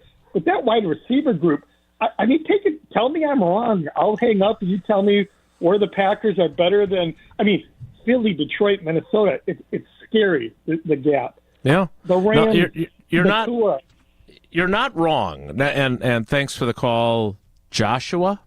I'm trying to figure out a J word to go there. Jeffrey with a G. I always wanted to be a Jeffrey with a G. No, Jason, Gabe, I think Jason brings up fair points. Now, what I would say as the counter to him is I think they're going to be a tight end driven offense. I think that's what's going to happen. I do. And they love Tucker Kraft. They love everything about him. I think they believe, if we're going to say what we just said, and I have a hard time pushing back other than I believe in the potential still of Jaden Reed and the potential still of Dontavion Wicks. But if we're going to push back on those guys, then you're going to have to push back when I say the next thing, which is I still believe that Luke Musgrave can be a good player. And he was for however half a season, 3/4 of a season. His biggest issue was staying on his own 2 feet after he caught the football. But how many times during his rookie season did we see him? And he was the only player on the screen, Jason. He had the most yards of separation. I think it was the Cowboys playoff game where he caught a pass after he had come back from the lacerated kidney, where you're going, oh.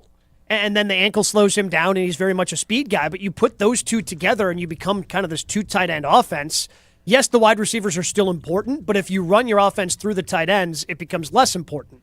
I guess I would push back on Jason's point, not yours, but the caller's point, of it's been a disaster for the last 8 years. It was fine when Devontae was there. And I will say that I was completely okay with what their plan was a year ago. After seeing the way things had developed in 2023, hey, we've got 4 guys we like. Let's see if one of these guys develops. Nobody did.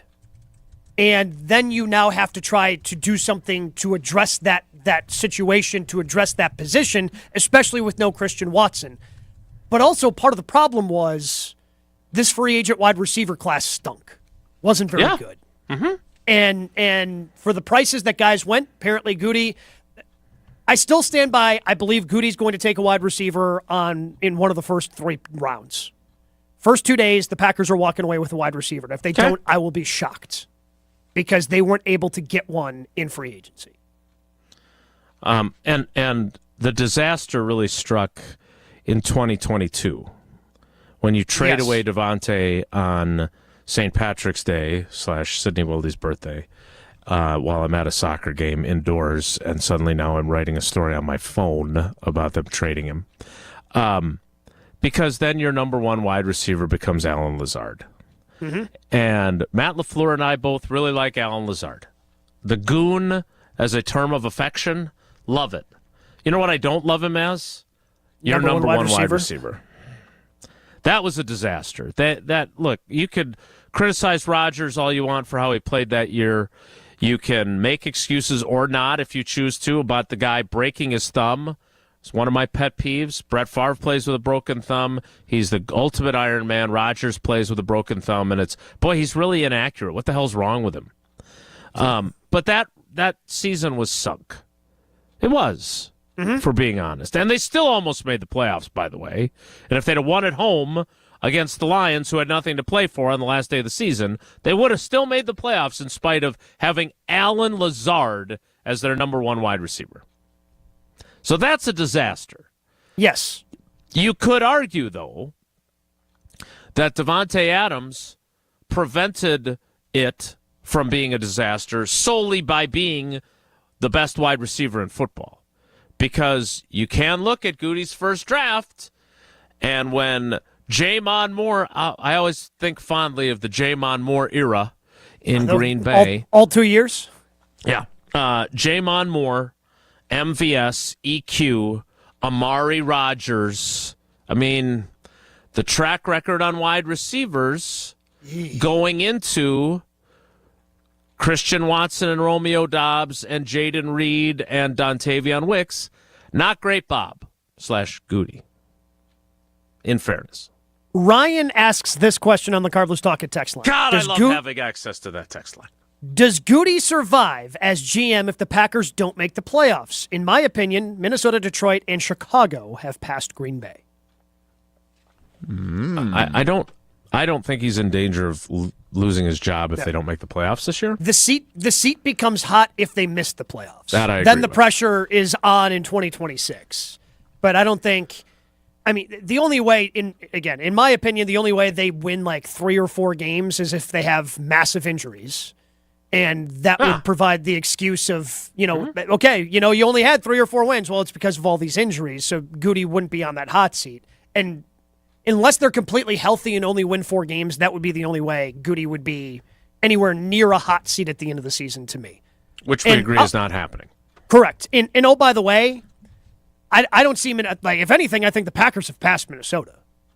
Like, Minnesota moved on from a quarterback. Granted, it was a career year, and maybe it was the right decision. Mm-hmm. But do we think that J.J. McCarthy, in his first year as an NFL starter, coming off of a major injury that required a couple of surgeries, is going to throw for 4,000 yards with 35 touchdowns and 12 picks? No, but Aaron Rodgers might. Hey! Oh, snap. We'll have to. We'll wait and see on that one. All right. I mean, he's too busy. He's too busy walking around a beach with a blanket on him, Jason. Did I miss that? Was that was there you a haven't photo seen those that's pictures? circulating? What? You haven't seen those pictures? I don't really, unless I'm corresponding with him. I haven't been on Insta.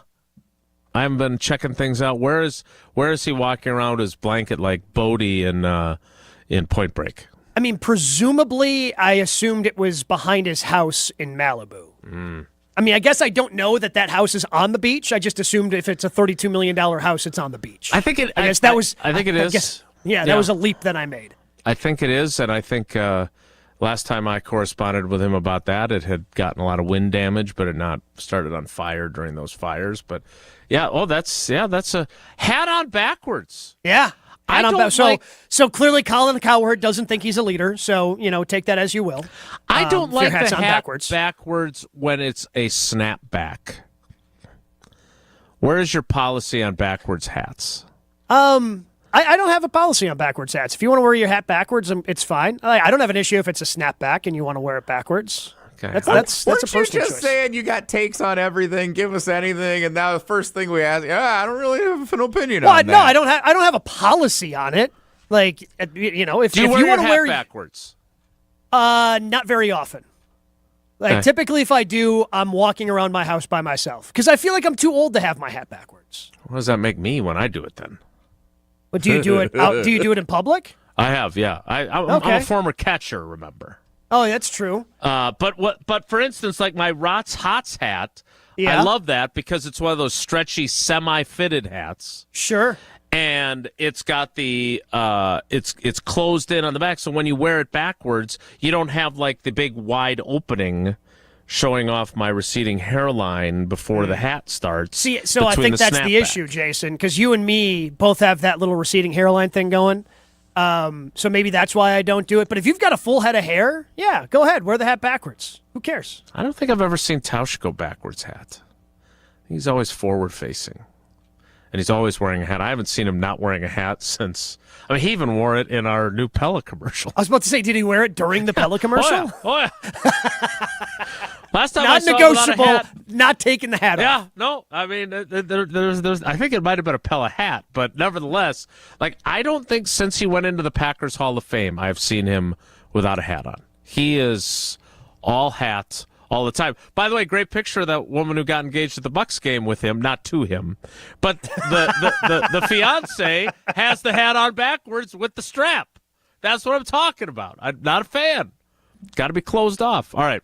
We got calls on hold while we're talking about hats. I want to get to those. I want to get to more texts. I'm always interested in where our fans are at. And so this, to me, has been a really interesting exercise. I also want to get to a few of the YouTube comments because there's some that are really worthwhile as well. That's all still ahead. Stick around. It's Wilde and Tausch. This is Wilde and Tausch, driven by Zimbrick Chevrolet in Sun Prairie on 100.5 ESPN. See their full inventory at ZimbrickChevrolet.com.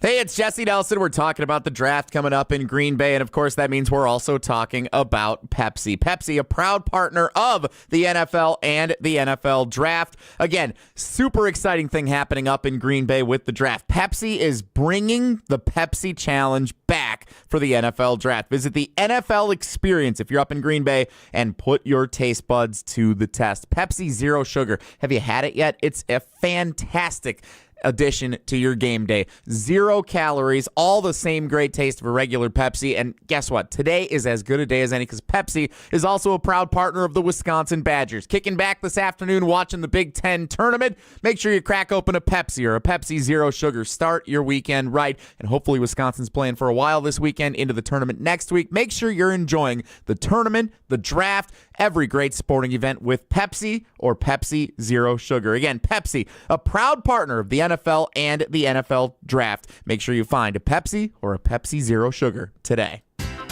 There's no safer place to feel dumb than Mr. Irrelevant with Alex Strofe. We are adults on this program. Yeah. I don't know what it's going to take for people to realize that. Don't listen to the end of Monday's program. Don't do that. Don't listen to the end of most of our programs. If you don't listen to the show, you can go ahead and say we are the most mature show on ESPN Wisconsin. Mr. Irrelevant, live every Monday, Wednesday, and Friday at 12:30 on the ESPN Madison YouTube channel. Being a Pella consultant means helping people build their dreams. Customers really appreciate just how prepared we are. All the samples, the videos, pictures. We are with you from start to finish. You literally have a friend from beginning to end and beyond with your project. Our Pella team simplifies the process, taking time to listen and find the right solution for you. And right now, get windows as low as $22 per month and doors as low as $89 per month. Visit PellaWI.com today. Certain restrictions apply. It's 3/31/2025. Panic strikes as you realize on Wednesday that Thursday is your anniversary. The reservations being secured. We'll see you at 8. The gift being purchased. Yeah, you've got this. Just like Associated Bank's got you with early pay up to 2 days early on direct deposits. So even though they call you Last Minute Lisa, we'll make your last minute scrambling a bit easier. You've got this with early pay from Associated Bank. See associatedbank.com/checking or ask a banker for details. Member FDIC.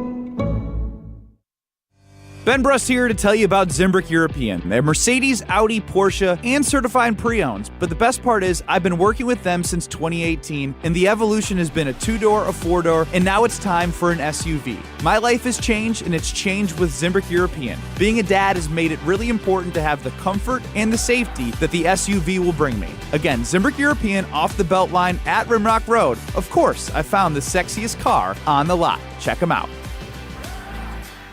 Prize Picks, the best place to get real money sports action. Over 10 million members and billions of dollars in awarded winnings. Prize Picks has made daily fantasy sports accessible to all. Simple to play. Pick more or less on at least 2 players for a shot to win up to 1,000 times your cash. Run your game all season long on Prize Picks. Prize Picks is the best way to get action on sports in more than 30 states. The app is really easy to use. To create a lineup, all you have to do, pick more or less on a few player stats for your shot to win up to 1,000 times your money. Prize Picks is the best place to win cash while watching sports. Join over 10 million users and sign up today. Combine your favorite basketball players with players from baseball and hockey, esports, and much, much more. Second half of the basketball season is here, and the race to the playoffs is heating up on Prize Picks, the best place to cash in on your favorite sports. And don't miss your chance to cash in as the league's best fight for playoff positioning. Download the app today. Use code WI to get $50 instantly after you play your first $5 lineup. Prize Picks. Run your game.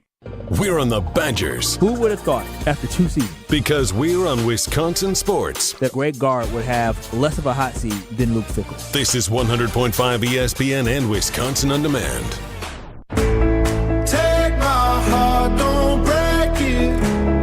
Love me to my bones. All this time I wasted. Let's go back to the phones.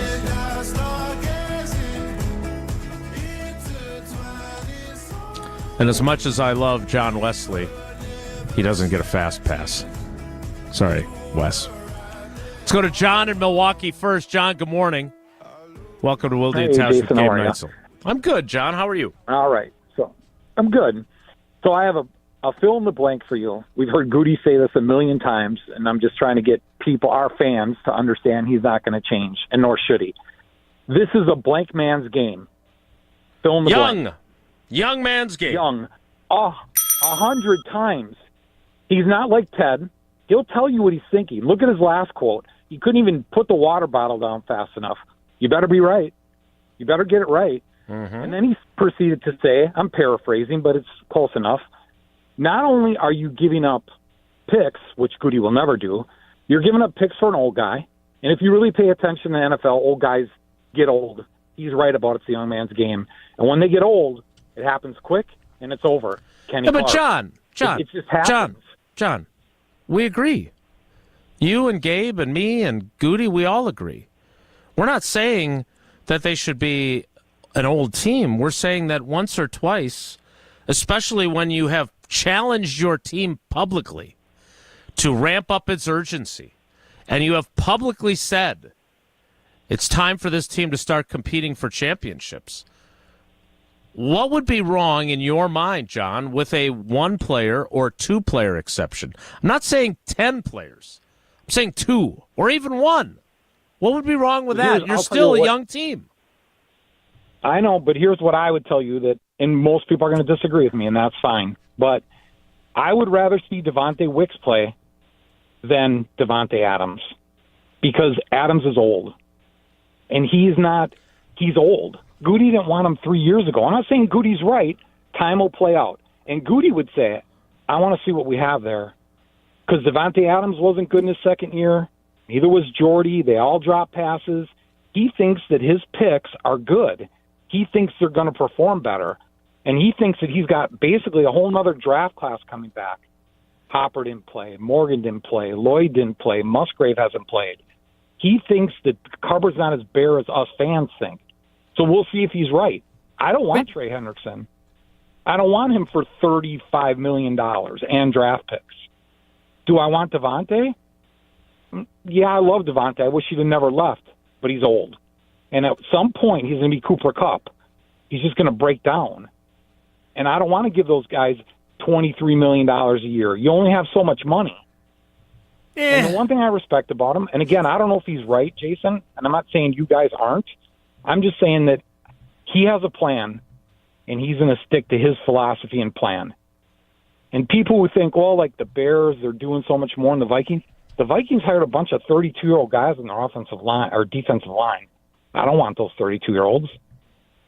And the Bears, they have no plan. Every year is willy-nilly, trade this pick, bring in this guy, do this, do that. They don't have a plan. I respect that he has a plan. Is it going to be right? I don't know. So to answer, I don't know if I answered your question, but there wouldn't be anything wrong with it, but he's just not going to do it.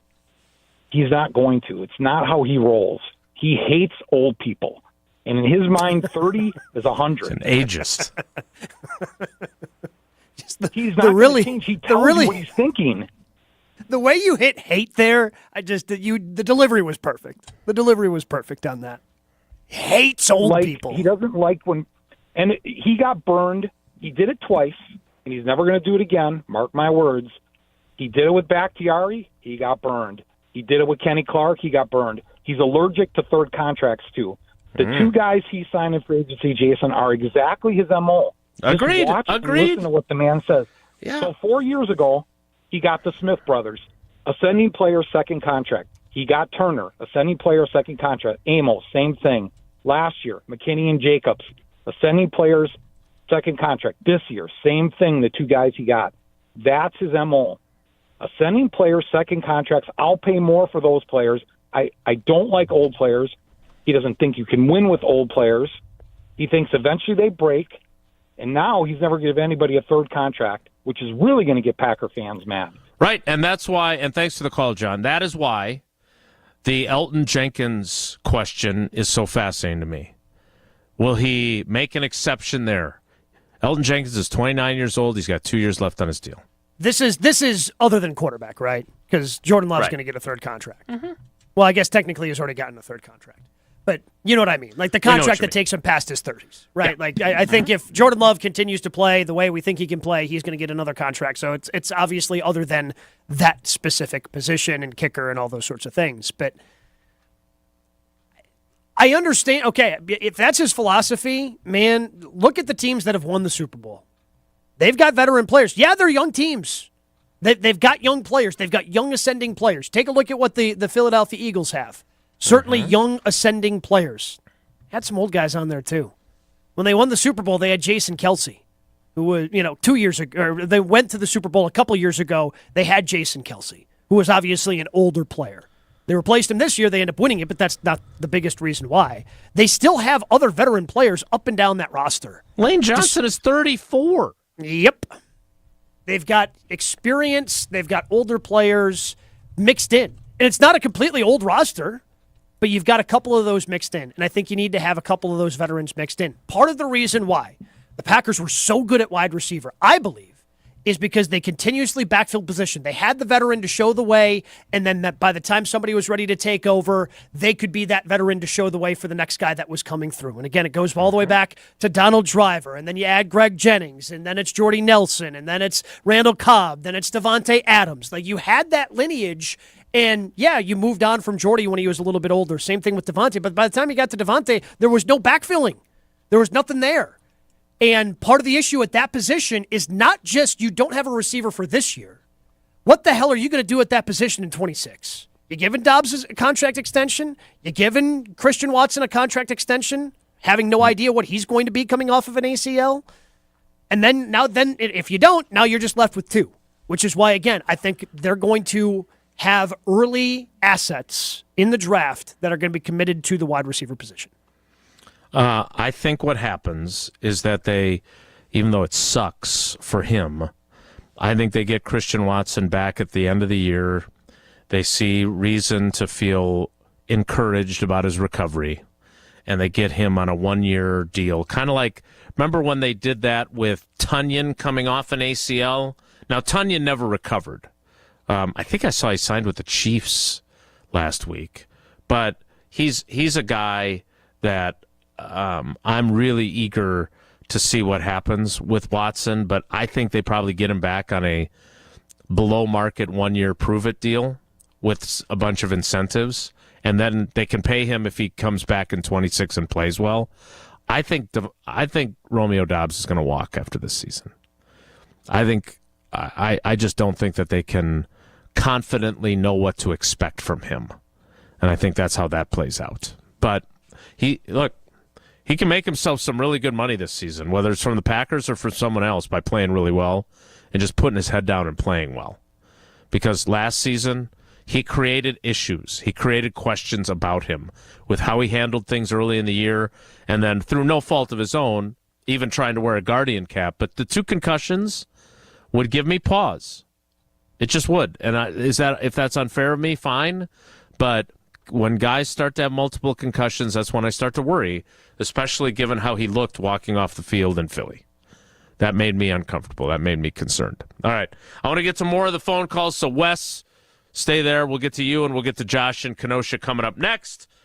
Gabe Neitzel is in as our Cousin Sub of the day. Cousin Subs, we believe in better. It's Wilde and Tausch. NBA Sunday on ESPN Radio. One-handed jam! Donovan Mitchell! Banchero and the Orlando Magic head to Cleveland to go head-to-head with Donovan Mitchell and the top-seeded Cavaliers. Sunday on 100.5 ESPN. Mark Tausch here for the great team at Everlight Solar. Well, you know what month it is. Make sure your March is filled with busting brackets, not busting the bank with your energy bill. I'm here to tell you can save money and help save the planet with an easy switch to Everlight Solar. Our family is one of many who have made the switch to solar over the last several years. But when we first started, we weren't exactly sure what to do. That's when we met the great team at Everlight Solar, and they outlined the entire process and educated us on the benefits of making the switch. It was super simple. Join us in saving a ton of money and creating a greener environment for our family and the community by switching to solar. Learn more and schedule a free consultation at everlightsolar.com. That's everlightsolar.com. Rah. Pella Windows and Doors of Wisconsin present your Badger Minute. Here's Pablo Iglesias. This Badger Minute is brought to you by Steinhafels. Test Rest a Beauty Rest Black for your chance to win a dream Hawaiian vacation. Shop now and save up to $400 on Beauty Rest Black mattresses only at Steinhafels. Wisconsin women's hockey guaranteed to have the nation's top player this season. 3 Badgers named finalists for the Patty Kazmaier Award: Layla Edwards, Caroline Harvey, and Casey O'Brien. Just the second time ever a program has produced all 3 finalists. Wisconsin soon to be tied with Harvard for the most Kazmaier Award recipients. Winner announced Saturday, March 22nd. Hopefully the same weekend the Badgers will be chasing after their 8th national title. Wisconsin faces either Boston University or Clarkson Saturday at Levon Arena. Winner advances to the Frozen Four in Minneapolis. Right now at Pella Windows and Doors of Wisconsin, get windows as low as $22 per month and doors as low as $89 per month. Visit PellaWI.com today. For official rules and more information about every contest on 100.5 ESPN, visit ESPNWisconsinContests.com. That's ESPNWisconsinContests.com. You're listening to 100.5 ESPN and the ESPN app. Listen to Madison Money Guy every Saturday morning at 7 a.m. on 100.5 ESPN and ESPNWisconsin.com. I like to refer to inflation as the silent killer. It's an invisible risk. It's just the idea that things get more expensive over time. You're going to need milk and eggs when you're in your early 60s and when you're in your early 80s. You're going to get a loaf of bread, and it's going to be more expensive 20 years from now. Christian Finfrock is the Madison Money Guy. Call him today at 208-1800. From the biggest plays on the court to the comments made in the locker room after, an in-depth recap of every Bucks game in 6 minutes. No more, no less. Bucks in 6 provides game recaps for every game. Hear the high-flying dunks from Giannis. Puts it on the floor, spins down the lane, and plunges it through. Or the deep threes from Dame. Dame time has arrived with 107. Bucks in 6 on the Bucks Plus Audio Network. Find it now on bucks.com/plus or on Spotify, Apple, and wherever you get your podcasts. Look what we have here. It's the refreshing deliciousness of a Pepsi mini can. It's the perfect complement to any meal. The dash of indulgence your day was dreaming of. The sip that'll have you singing Pepsi. Nope, not again, Steve. Let's take a cue from the Pepsi mini can and pack all that awesomeness you're feeling into a much smaller treat for everyone. Deal? So, big awesomeness, smaller size. I think I've got just the thing. Pepsi mini can. Mini can, big taste. Zimbrick Honda has been a proud part of the Madison community since 1973. They're your one-stop shop for over 250 new Hondas to choose from. Whether you're looking for a sedan, SUV, or truck, their selection of new vehicles is second to none. Stop in today at their location on Fish Hatchery Road and lease a 2025 Honda Passport EXL for as low as $349 per month. Or browse their vehicle selection online at ZimbrickHonda.com. That's ZimbrickHonda.com. Shop local, shop Zimbrick Honda. Hey, it's your resident Super Bowl champ, Chris Candy. Coming up Monday, there's been a lot of quarterback movement so far, but which under-the-radar move will have the biggest impact? It's Unsportsmanlike, 6 a.m. Eastern, right here on ESPN Radio, ESPN2, and ESPNU. Let's make tonight the weekend. I don't want to wait. I don't want to wait. I don't want to wait. Got no reason not to celebrate. Baby, I just don't want to wait. Tonight's the weekend. I don't want to wait. Almost as if on cue. News from Ian Rappaport. The Vikings have agreed to terms with veteran linebacker Eric Wilson, who started 12 games last year for the Packers but began his career in Minnesota. Eric Wilson is 30 years, 169 days old. I mean, that writing was on the wall after they signed McDuffie, right? Mm-hmm. Sure. But they carried him and they carried both of their rookie draft picks at the position. I'm sure they expect Tyron Hopper to make a jump, but this is exactly what we're talking about here. You can't tell me that Eric Wilson on special teams and as a spot star, you saw how he played last year. If you're going to tell me that he can't help the 2025 Packers, I'm going to say like Ron Burgundy, I don't believe you. But they want Tyron Hopper now to get those snaps. Whether that's the right or wrong decision, That's young man's game in a nutshell right there. Because he could still help you. Clearly the Vikings think he can help them, but the Vikings have signed a lot of guys that are north of their 30th birthday. All right, let's get to a couple more calls, but that kind of helps prove the point right there. Let's go to my buddy Wes, John Wesley. Wes, good morning, buddy. How are you? I'm good, Jason. How are you doing? I'm sorry we're not talking enough Bucks for you, especially with one of the voices of Bucks basketball on the program today. Oh, big win last night. Fun win last night. Yes, good win last. Yes, very fun. Now we got another big one tomorrow. Just a couple of things with the Packers that kind of frustrate me. The whole draft and develop thing. I mean, it's that's completely fine if that's his MO, but I have an issue with that being the MO. And like you and Tausch said yesterday, but when you are drafting these guys and a good portion of them either don't get to another contract or really don't make an impact on the team, I think that's an issue. And then the second thing is, if you look back at last year, what was better for the Packers, their offensive line or their defensive line? Offensive line. Offensive line. So since the offensive line was better, but yet they went and they signed a guy to go onto the offensive line, and they've still got the same, actually minus one guy on the defensive line. They're still going to have those issues. And then you think about it, what was better last year, the wide receiver group or the defensive backfield? Defensive backfield. Right. No, the defensive backfield. And so, defensive. Okay, if it's the entire defensive backfield, yes, defensive backfield. The safeties. If it's just the corners, that becomes a much more interesting conversation. Right. That's fair. Sure, yeah, but as a group, it was the defensive backfield. So then what do? They're not addressing the wide receiver group, but they go and they sign a guy that's basically probably going to be a slot or a nickel cornerback. I guess I would push back though, Wes. Like that's what the free agent market had. Like the free agent market had some depth at the offensive line. The free agent market had some depth specifically at cornerback. So it's not like, it's unfortunate. It's unfortunate the Packers' biggest needs didn't match up to what this year's free agent class was. But I think the point is there are guys that are out. There are defensive line guys that are out there that the Packers could have taken a feeler on. I mean, I think about it, the Packers have legitimately 3 legitimate NFL starters on defense. They've got McKinney, they've got Cooper, who's shown a lot of flashes, and as long as he can stay healthy, they've got Evan Williams, I believe that's his name. Mm-hmm. But you look at Quay Walker, nobody really knows. You look at, obviously this Wilson guy's gone. McDuffie should probably be more of a special teams guy. Rashawn Gary and Kenny Clark, well, I mean, they come basically on, man. been stealing money.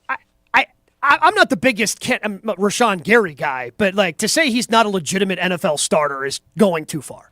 Like the guy's a starter in the Like is he playing like a star like the way he's getting paid? Is he playing up to his contract? No. We can have that discussion. Right. Is he playing up to his money? Right. No, he's not, but he's a starter. Like he's a legitimate player in this league. If the Packers cut him, somebody's picking him up.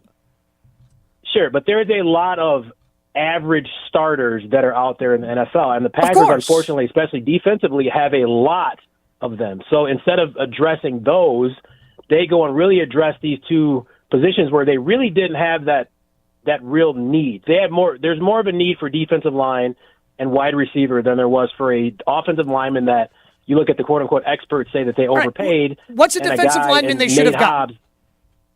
Who's a defensive lineman they should have gone out that would be a starter day one right away? I will say that they could have gotten Grady Jarrett for less than what the Bears signed him for. That would have been able to help Kenny Clark and plug up the middle. Especially losing DJ Slayton to, I think, Seattle, wherever he went. That's one guy. Cincinnati, but yes. Mm-hmm. Or Cincinnati, right. Okay, whatever. So, I mean, you talk about it. I kind of look at it as, since you talked about the Bucks, when the Bucks had young guys and they were coming up trying to win, they went and signed a guy like Jason Terry or a guy like Zaza Pachulia, not guys that are superstars, but guys that are showing these young guys how to win. When the Brewers were first learning how to win. Look, but I don't want to tell you how to make comparisons. I don't think Zaza Pachulia is the one you want to be making the example here. Zaza Pachulia, it's not like Zaza Pachulia got the Bucks over the top. Gabe, the point is when you have a young team, you need to get guys in there that show you how to be professional and show you how to win. I'm just talking about guys that have had experience in the league that came in. It's the same thing with the Brewers when they had your Fielders and your Hardys. They brought in Mike Cameron, and they brought in Jason Kendall to show the team how to win. But the Packers, they get rid, of these guys that are going for the next contract, and they cross their fingers hoping that these guys in the draft are going to turn out to be good. And if they're not good, well, we'll just let them go and we'll try it again. Well, in the meantime, these other teams have young players too, but they're filtering in older guys that have been established in the league throughout the course of their career. That is the difference that I think a lot of Packer fans are frustrated with, is that, they want to be versatile and they want to get guys that are versatile, but yet these versatile players aren't filling some of the drastic needs that we all see when we watch the Packers every Sunday. Yeah, I just the free agent market didn't dictate who was actually available to the Packers. Like, the free agent market at wide receiver was terrible. We talked about it before free agency. After Davante Adams, steep drop-off to older players who are less productive than Davante. And yes, DK Metcalf became available via trade, but the wide receiving core, not very good. Same thing with, like, the defensive line. Like, okay, do you want to take a crack at Chase Young, who ended up re-signing with New Orleans? I mean, the guy hasn't exactly been productive if we're going to, get after LVN and get after Rashawn Gary for not having double-digit sacks. It's not like there was somebody out there that was waiting to be a double-digit sack guy. I guess I don't have a problem with Goody's, what Goody has done in free agency, because he's gone out and gotten 2 starters. Like, those 2 guys are going to be starters for this team in 2025. And I understand that maybe you didn't feel they needed an offensive lineman, but they needed to fill somewhere because Josh Myers left. Probably tells you how they feel about Jacob Monk after 1 year. The fact that they drafted a center last year and they're not plugging him in. Instead, it's going to be Elton Jenkins. They needed a cornerback, and who knows what's going to happen with Jair Alexander at this point. I still assume he is going to be released, but you needed depth at that position. You lost Eric Stokes, who goes out to Vegas, so you replace him with that other guy, with Hobbs, who's going to presumably be a starter based on the money that you gave him. Wes? What's wrong with that?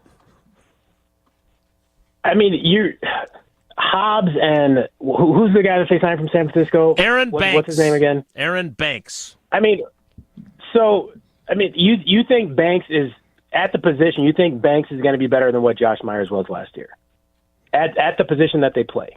Based on the money that the league is telling you that he is significantly better. Josh Myers and what he got versus Banks and what he got. Yes. But whether or not, hey, by the way, whether or not it was a hole that needed to be filled. Like, they filled it with a starter. Didn't they just figured draft it out. a guy to fill a hole last year that didn't really play? I mean, wasn't Jordan Morgan supposed to be that guy? Well, yeah, he got hurt. But you need 6 or 7 offensive linemen. We saw that quickly, how quickly that can fall off in the playoff game. That you need more than just the 5 guys that you have starred. They had like 8 offensive linemen last year. It's like they keep recycling the same thing over and over and over again, but yeah, we're supposed to justify it because they signed this average guy to a contract that he only got in Green Bay. Like, I don't understand the fact of not addressing the needs, the actual needs. Wide receiver was a need. Defensive lineman is a need. That's what they needed. Other than Davante, who do you think would have been perfect for this team? I mean, hell, you talked about it earlier today, and they talked about it yesterday. I mean, go out, and Cooper Kupp is better than anybody that you have on the team right now. Yeah, but Cooper Kupp's going to play 8 games. Get a guy like that. Cooper Kupp's playing 8 games. Christian, well, you know what? Those 8 games are going to be better than what you've got with Jaden Reed and Wicks and Bull Melton and whoever else you've got. I'm not wide receiver. I'm not allowing any slander of Bull Melton. That's my guy. He's my Zaza Pachulia. Wes, I love you, buddy. Thanks. Yeah, see you guys. So that's the problem with Cooper Kupp. Like, he doesn't actually improve your team. He's going to improve it when he's out there. Right. I think you're both my friends. I'm going to side with you on this because it's your argument about the fact that the market did not have the players that would have appealed to you at the positions of need. I think that's a fair, very fair argument. Josh Myers' PFF grade, which I'm not saying is the end-all, be-all, I always deliver that caveat, was 55.3. Aaron Banks's PFF grade was 65.4. 65.4 is not an elite overall grade. It is 50th among 135 guards they graded. So and I'm not saying this is the only way to examine his play. He's also going to be 28 years old during this season, so it's not like he's Xavier McKinney, who you got at age 25. But that seems like a lot of money for a guy who ranked 50th. That is outside. That is at the bottom quartile. If every team has 2 starting guards, that is at the bottom quartile of the 64 starting guards in the league, right? So correct. I think you can argue that it feels like an overpay, but again, not a strong classic guard either in free agency, and you had to get somebody. But also, Jason, the contract they signed him to is essentially a 1-year deal. Correct. I mean, I think they probably keep him for 2, and then they say, okay, this guy. I mean, correct. $29 million guaranteed is that's a hard number to walk away from after 1 year. Mm-hmm. But they could, if he's not good enough, they could walk away from it. Yeah, I'm just glad we mentioned Zaza Pachulia. That made me happy. I did not see a Zaza mention coming. That was a twist. What is Jesse? Ersan Ilyasova. I mean, if you would have said Ersan, like that guy. Dan Gadzarich. All fun names. Matthew Dellavedova. Jesse, I don't think any of those players have projections for tonight on Prize Picks, but maybe I'm wrong. I can check. I do know there's a lot of college basketball on the board. And, of course, the time that Tausch doesn't ask me for help yesterday, 4 for 4 in the evening session last night. I got to hit the big fella up today because I don't know if he's paying attention when he's down in St. Louis, but I'll let him know that Prize Picks is the best place to get real money sports action with over 10 million members and billions of dollars in awarded winnings. Prize Picks has made daily fantasy sports accessible to all. You just pick more or less on at least 2 players for a shot to win up to 1,000 times your cash. Run your game all season long on Prize Picks, the best way to get action on sports in more than 30 states. The app is really easy to use. It's easy for me to use, but it's also easy for Tausch to use, which actually says a lot.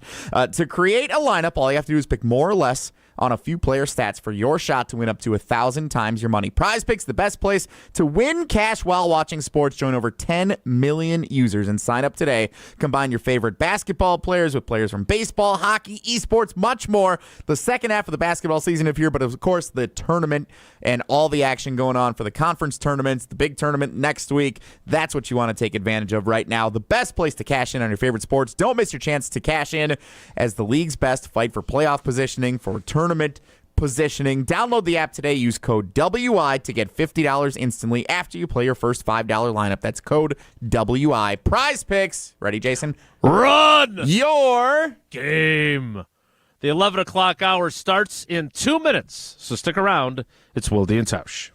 Don't go anywhere. Another hour of Wilde and Tausch, presented by Pella Windows and Doors of Wisconsin, is coming up next on ESPN Wisconsin, the ESPN app, and Wisconsin On Demand.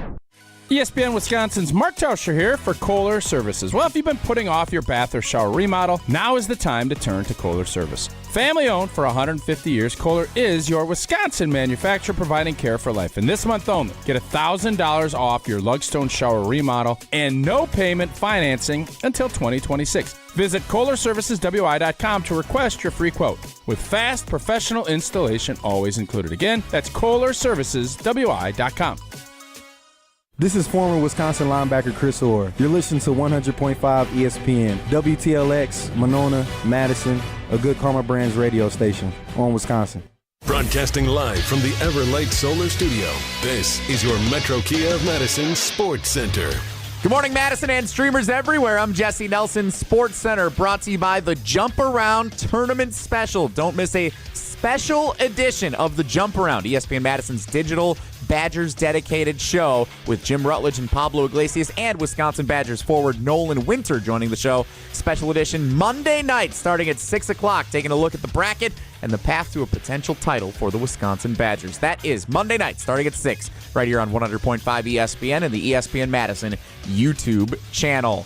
College basketball reigns supreme today. The Wisconsin Badgers in action approximately 1:30 this afternoon The 5-seed Badgers, after defeating Northwestern yesterday, draw UCLA, the 4-seed, in the quarterfinal round of the Big Ten tournament. UCLA defeated Wisconsin by 2 points earlier this season out in California. Tip time, again, approximately 1:30, 30 minutes after the conclusion of Oregon and Michigan State, who just got underway in Indianapolis. Tonight, 5th seed Marquette, number 1 seed St. John's in the Big East semifinals.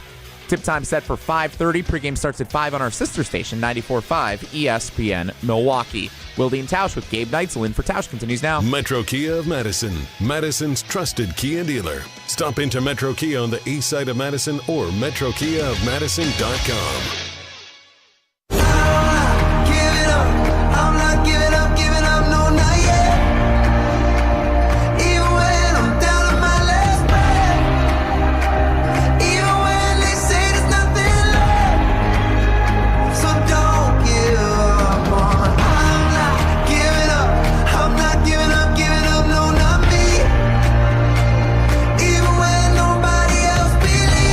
The 11 o'clock hour of Wilde and Tausch, just like Tausch when he's here, late. Wes playing the role of Tausch, I believe, in that that's equation. my fault. I got it in with Wes, and that's on me. I'll wear that one, Jason. Got after each other. He is villainous. Yeah, and he dropped the Zaza Pachulia on you. Quick question for the national radio host here. Oh, boy. Because this topic has basically been the topic du jour. Sorry, I thought you were talking to me. Yeah, no. Bullstream TV play-by-play announcer. And Muskego wins the state championship. Gabe, this is not how normal people do radio shows, right? Like, I think this is a great topic, and we've gotten great interaction. But there's not a lot of shows that go 2 hours and change on one topic. That is correct. Yeah. But again, that's what makes Wilde and Tausch, again, that's what makes you guys, you guys. We've gotten a lot of really good interaction, a lot of great angles, I think, from a lot of fans talking about their favorite team. And there's a lot, because of the passion of the fans, it's a conversation that you don't think would go 2+ hours, and yet here we are, starting hour 3 late because of the passion of the fans. Yeah, let's get to one more call. Yeah, but I didn't get into things like this handshake line in this Waterford-Whitnell game last night. Did you see this? I did not see this. Miles Hero, yeah. Tyler's brother. Is that the younger brother of Tyler Hero? Yep.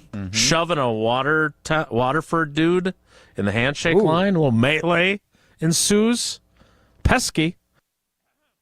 Sectional semifinals, a lot going on around. We had buzzer beaters. Tomovsky's kid held on for a victory last night for De Pere. Sun Prairie East upsets undefeated Kettle Moraine, setting up a showdown with Wanakee. A Madison team going to the D1 state tournament no matter what. There's a lot going on last night. Big night. And Prep Mania is there for all of it.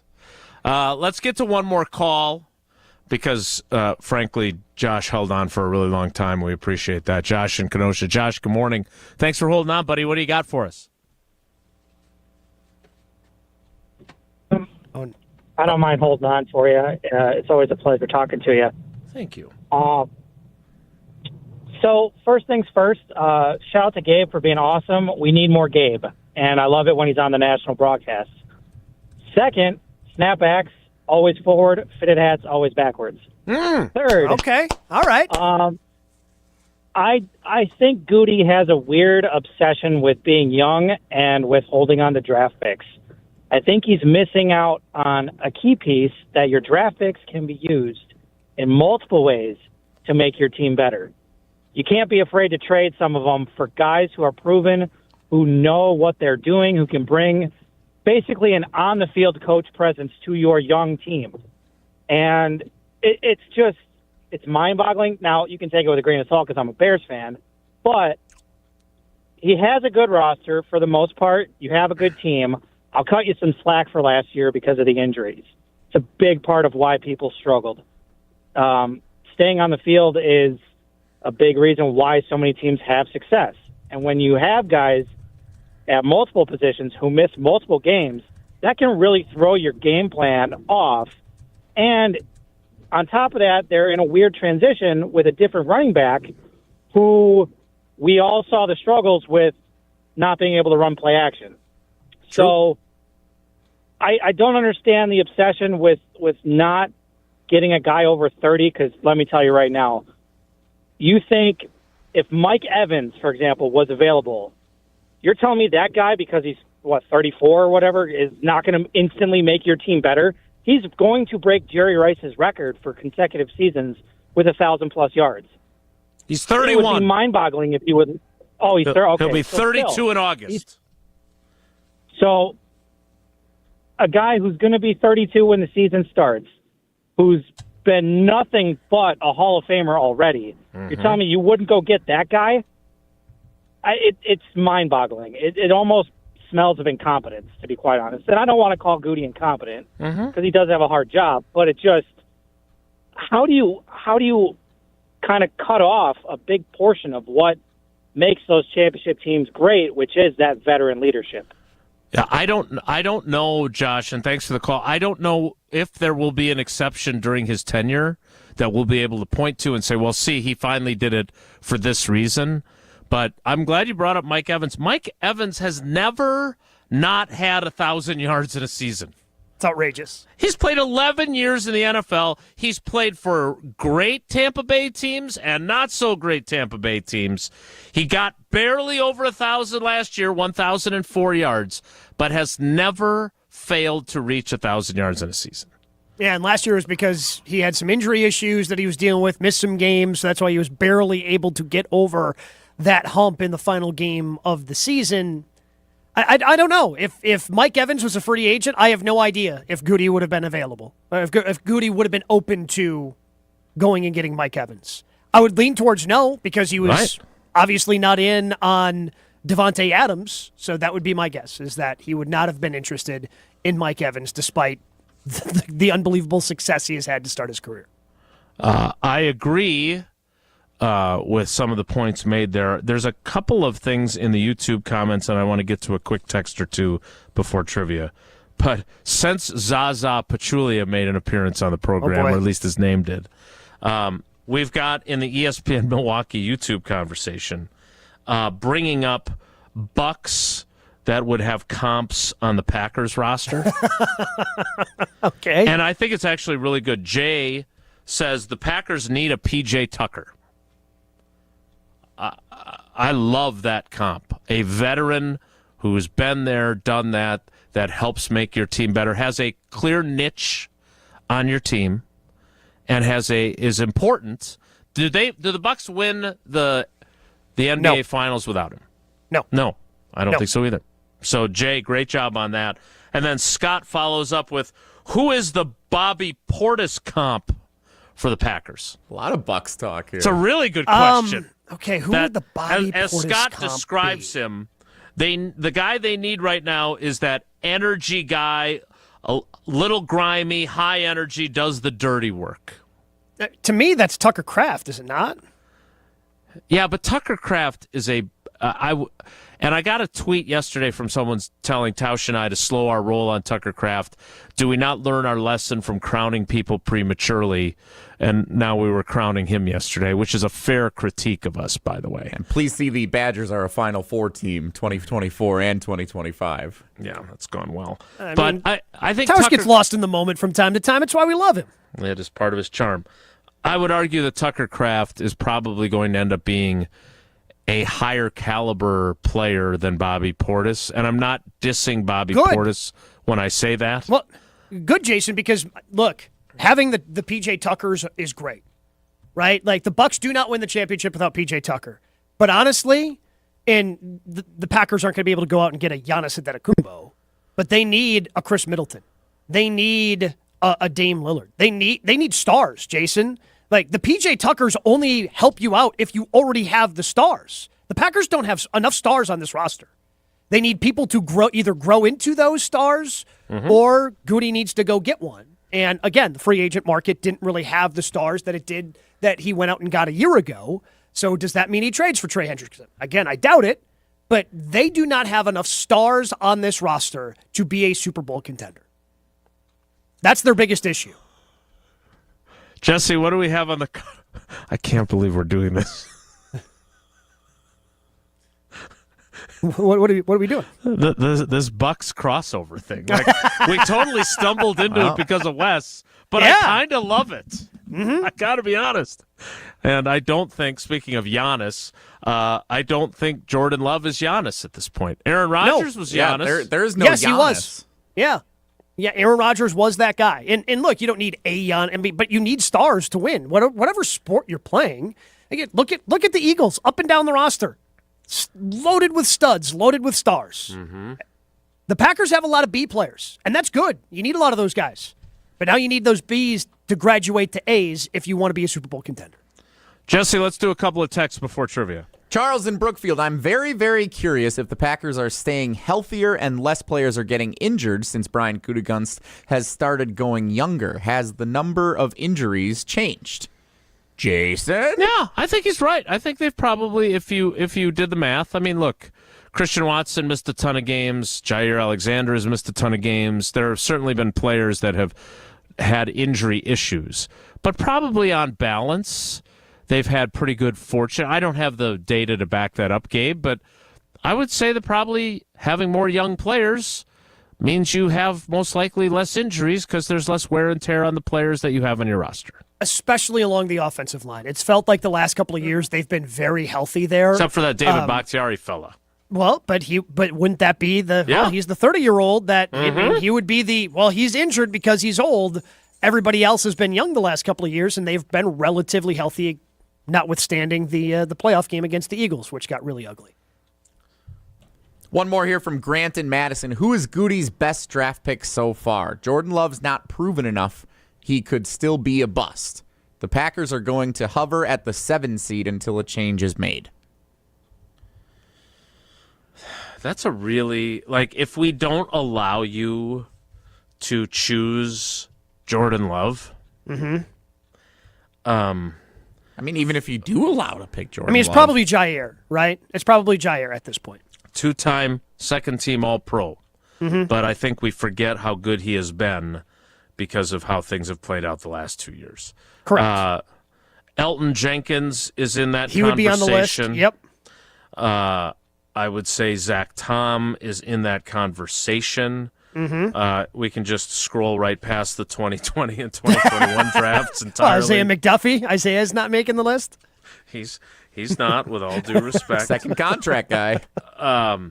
It's too early. It's too early for the 2024 and 2023 guys. Yeah, right? And we can't, like I just said about Tucker Kraft, we can't go crowning him yet. We just can't. So, as much as they've accomplished and as much as they avoided the rebuilding process, I think Grant makes a fair point. I really do. I think that's very fair. And let's not forget that once upon a time, the 7th seed didn't exist. And we'd be looking at this team very differently had that not happened, because now they would have missed the playoffs each of the past 3 seasons. And I know that's an if and blah, blah, blah. But it's and they would have been a the hard knocks reality. team. They would have been a hard knocks team, I guarantee it. Had they missed playoffs back-to-back years, they would have been on hard knocks last year. Jesse, what's the trivia category and what caller would you like?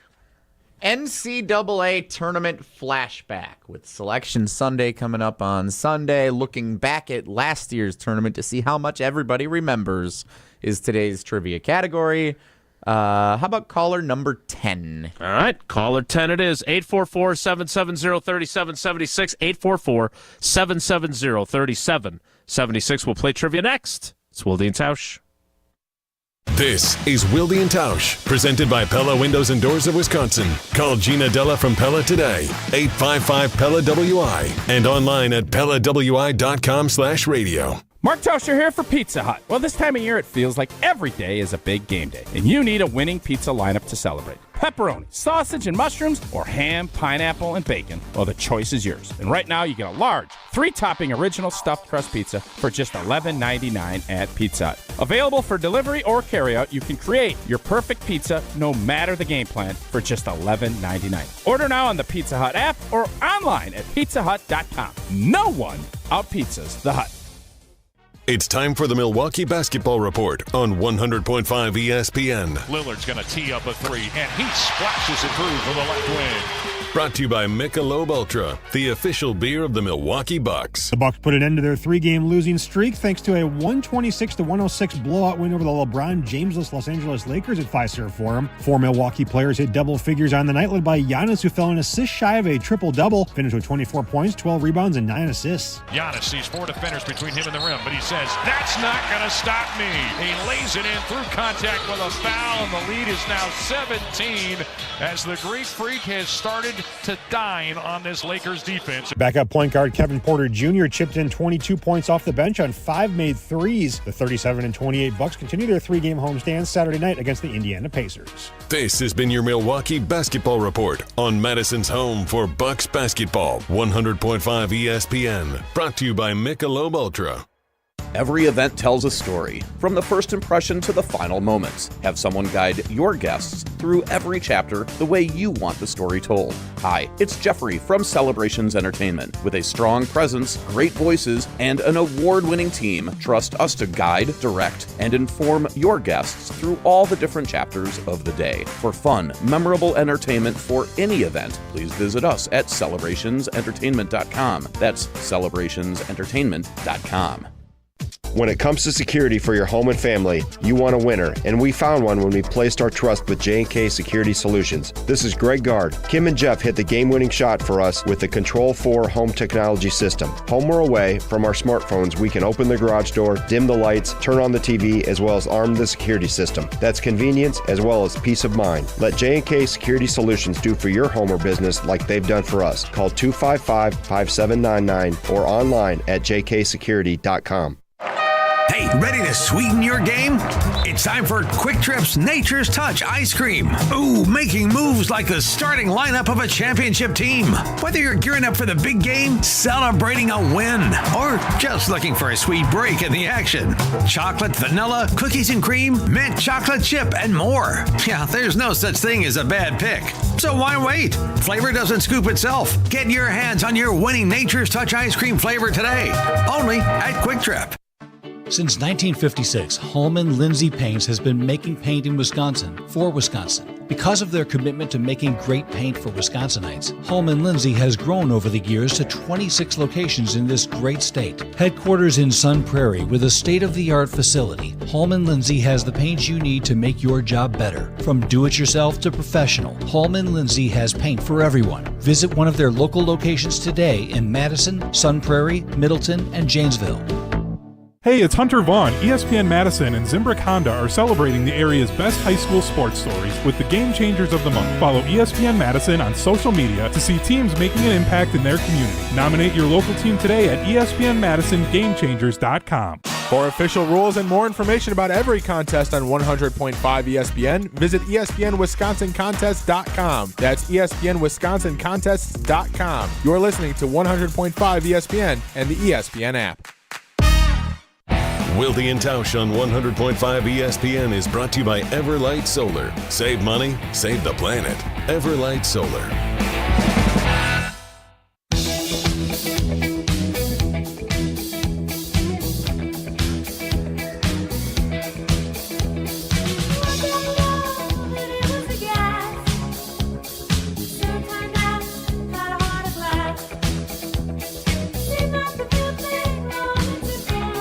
Let's play some trivia. Let's welcome in our contestant. It is Mike, the wedding DJ. Mike, good morning. How are you? Good morning. I am well. Thank you.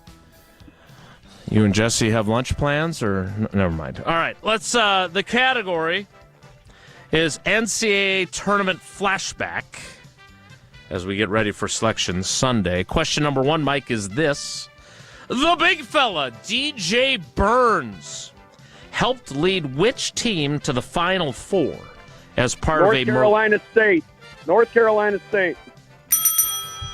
In the interest of expediting the process, correct. Gabe, you got question 2. NC State's coach fired earlier this year, despite going to the Final Four last year. Question number 2, which Ivy League school pulled off one of the biggest upsets of the tournament by defeating Auburn in the first round of the 2024 NCAA tournament? Was it Harvard? Was it Yale? Or was it Dartmouth? Yale. Wow. Mike knows his stuff. This is pretty good.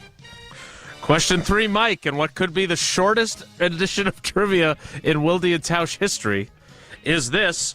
Which of these teams won a game in the first 4 and the first round of the 2024 NCAA tournament before narrowly falling to the Marquette Golden Eagles in round 2? Was that Boise State, Colorado, or Vanderbilt? Colorado Buffalo. Should have been end of throw trivia. A tour de force performance from Mike the Wedding DJ. Mike, you got all 3 right. You got 4 entries into the drawing, which is going to happen forthwith after the break when they kick off Whoa Nelly. Impressive, sir. I don't know if I would have gotten NC State maybe. Can you name the 4, not Mike, I know he knows. You guys, Jason and Gabe, can you name the 4 teams that were in the Final Four last year? Off the cuff right now, go. NC State. UConn. Purdue. Who was the other team? Think local guy. Think local coach. Think of a coach from Wisconsin. No hints. Bama? Nate Oates. Where does he coach? Yep, Bama. Okay. Alabama. I had the coach. You had the school. Good teamwork. Mike, good job, buddy. We appreciate you. Love you guys. All right, love you guys. All right, that is Wilde and Tausch trivia for today. Jesse and Gabe will take you home, starting with Whoa Nelly and followed by Feel Good Friday. Don't act like you're surprised. Where are you going? We discussed this already. We got a gymnastics You did not. I meet mean, today. when you say we discussed this, maybe you guys discussed this. I might have forgot to tell Gabe until an hour ago. I may have found out. Yeah, I may have found out like 45 minutes ago. I appreciate you guys. You're such good teammates. Whoa Nelly is next. It's Wilde and Tausch. This is Wilde and Tausch, driven by Zimbrick Chevrolet in Sun Prairie on 100.5 ESPN. See their full inventory at ZimbrickChevrolet.com. Mark Tauscher here for Zimbrick Chevrolet in Sun Prairie, the name you can trust. Well, if we asked the experts to project a seated bracket of auto dealers, we would know for sure that Zimbrick Chevrolet would be a number 1 seed. Whether you're in need of a quick tune-up or a minor repair from the outstanding service team, or it's time to begin the process of buying a new or used vehicle with a friendly salesperson, Zimbrick Chevrolet is truly the name you can trust. But you don't have to just take my word for it. Stop by Main Street in Sun Prairie to see for yourself why Zimbrick Chevrolet is consistently recognized as a best of Madison operation. And to see service options or to check out new and used vehicle inventory, start by logging on to ZimbrickChevrolet.com to see all that Zimbrick has to offer. A slam dunk number 1 seed for any auto experience. Zimbrick Chevrolet on Main Street in Sun Prairie. The name you can trust. We ask and you answer. Tune in to Jim, Matt, and Molly every weekday 4 to 6 and follow at Jim, Matt, Molly on X to vote in daily poll questions presented by Siding Unlimited, your local window installation pros.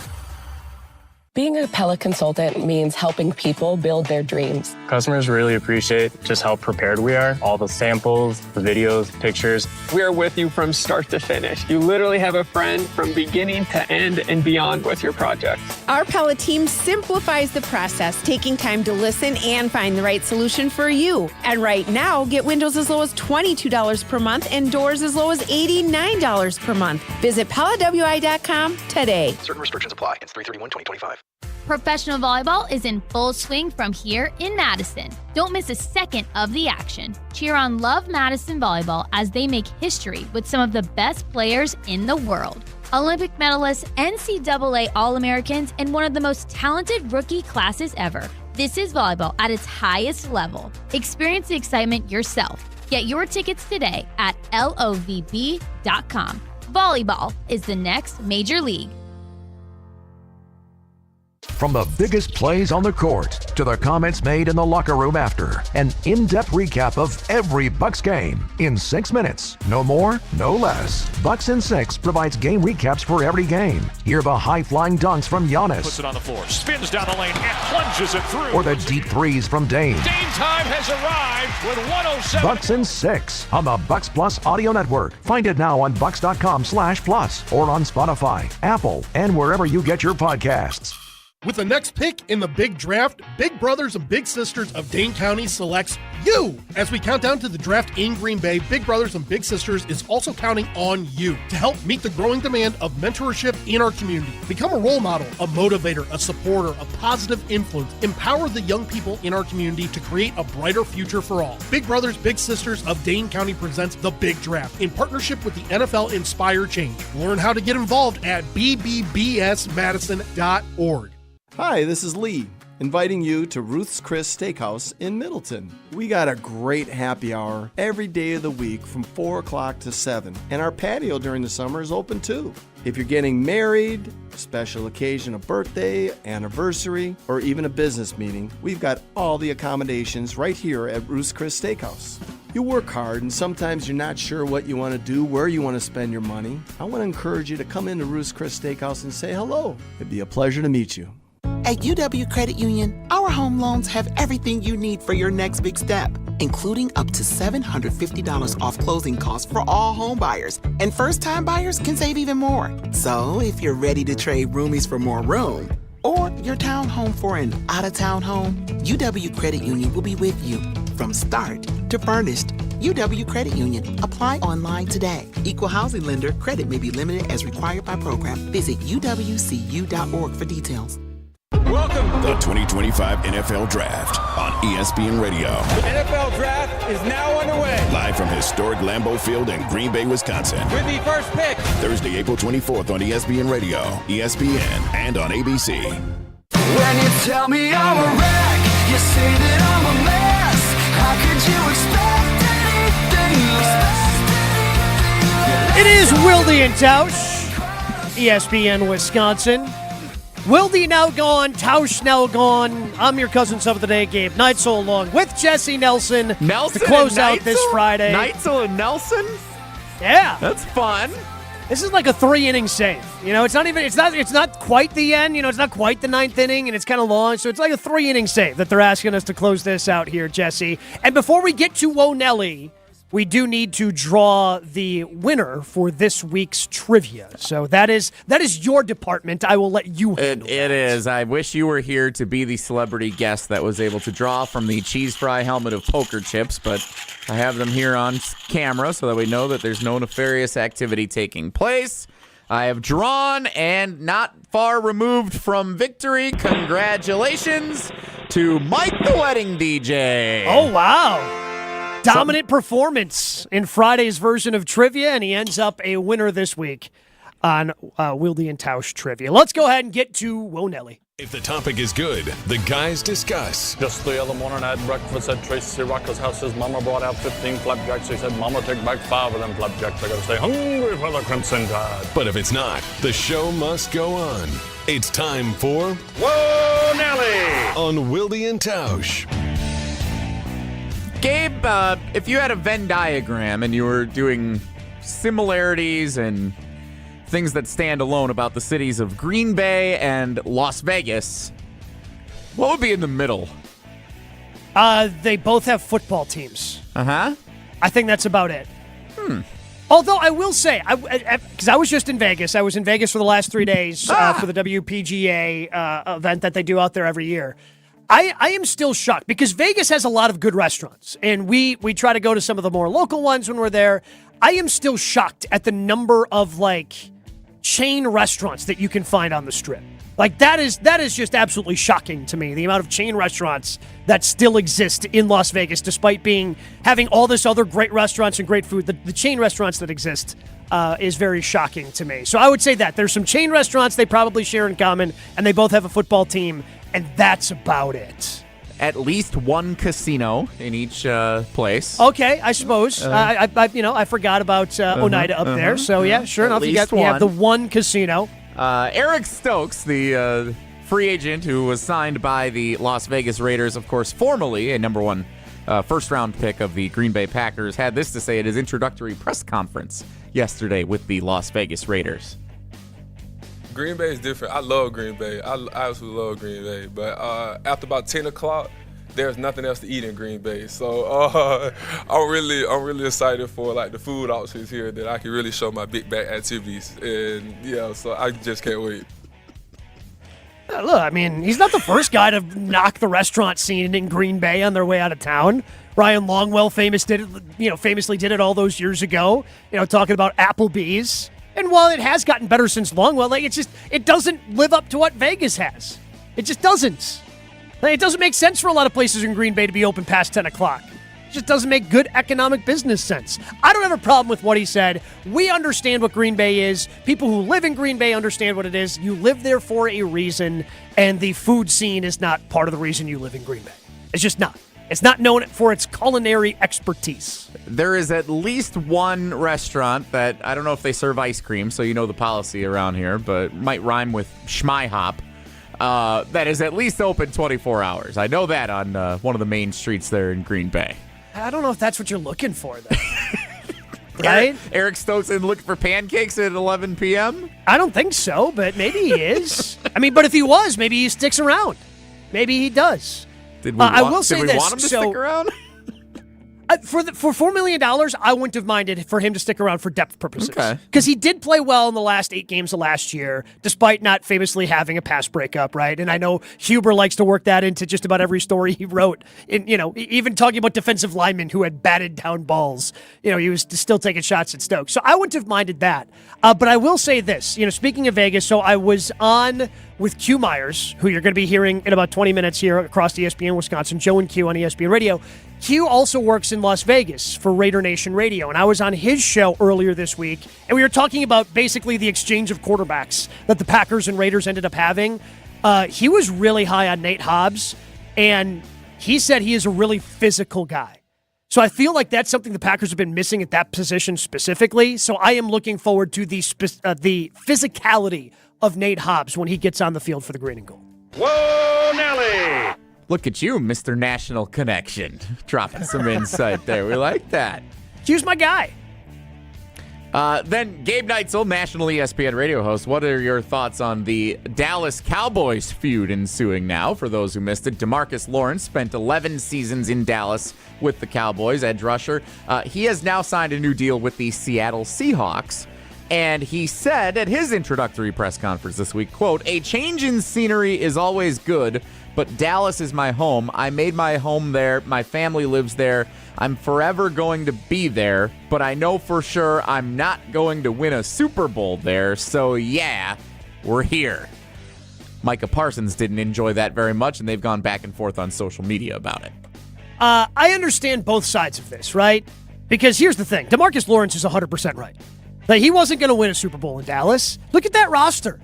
It's just been so incredibly mismanaged, and Jerry just decides to handle every contract negotiation wrong by waiting to the last minute. The longer you wait for better players, the more expensive it becomes. You want to get out in front of those things as quickly as possible, kind of like, I don't know, the Kansas City Chiefs did when they signed their quarterback, Patrick Mahomes, to the biggest deal ever, $450 million.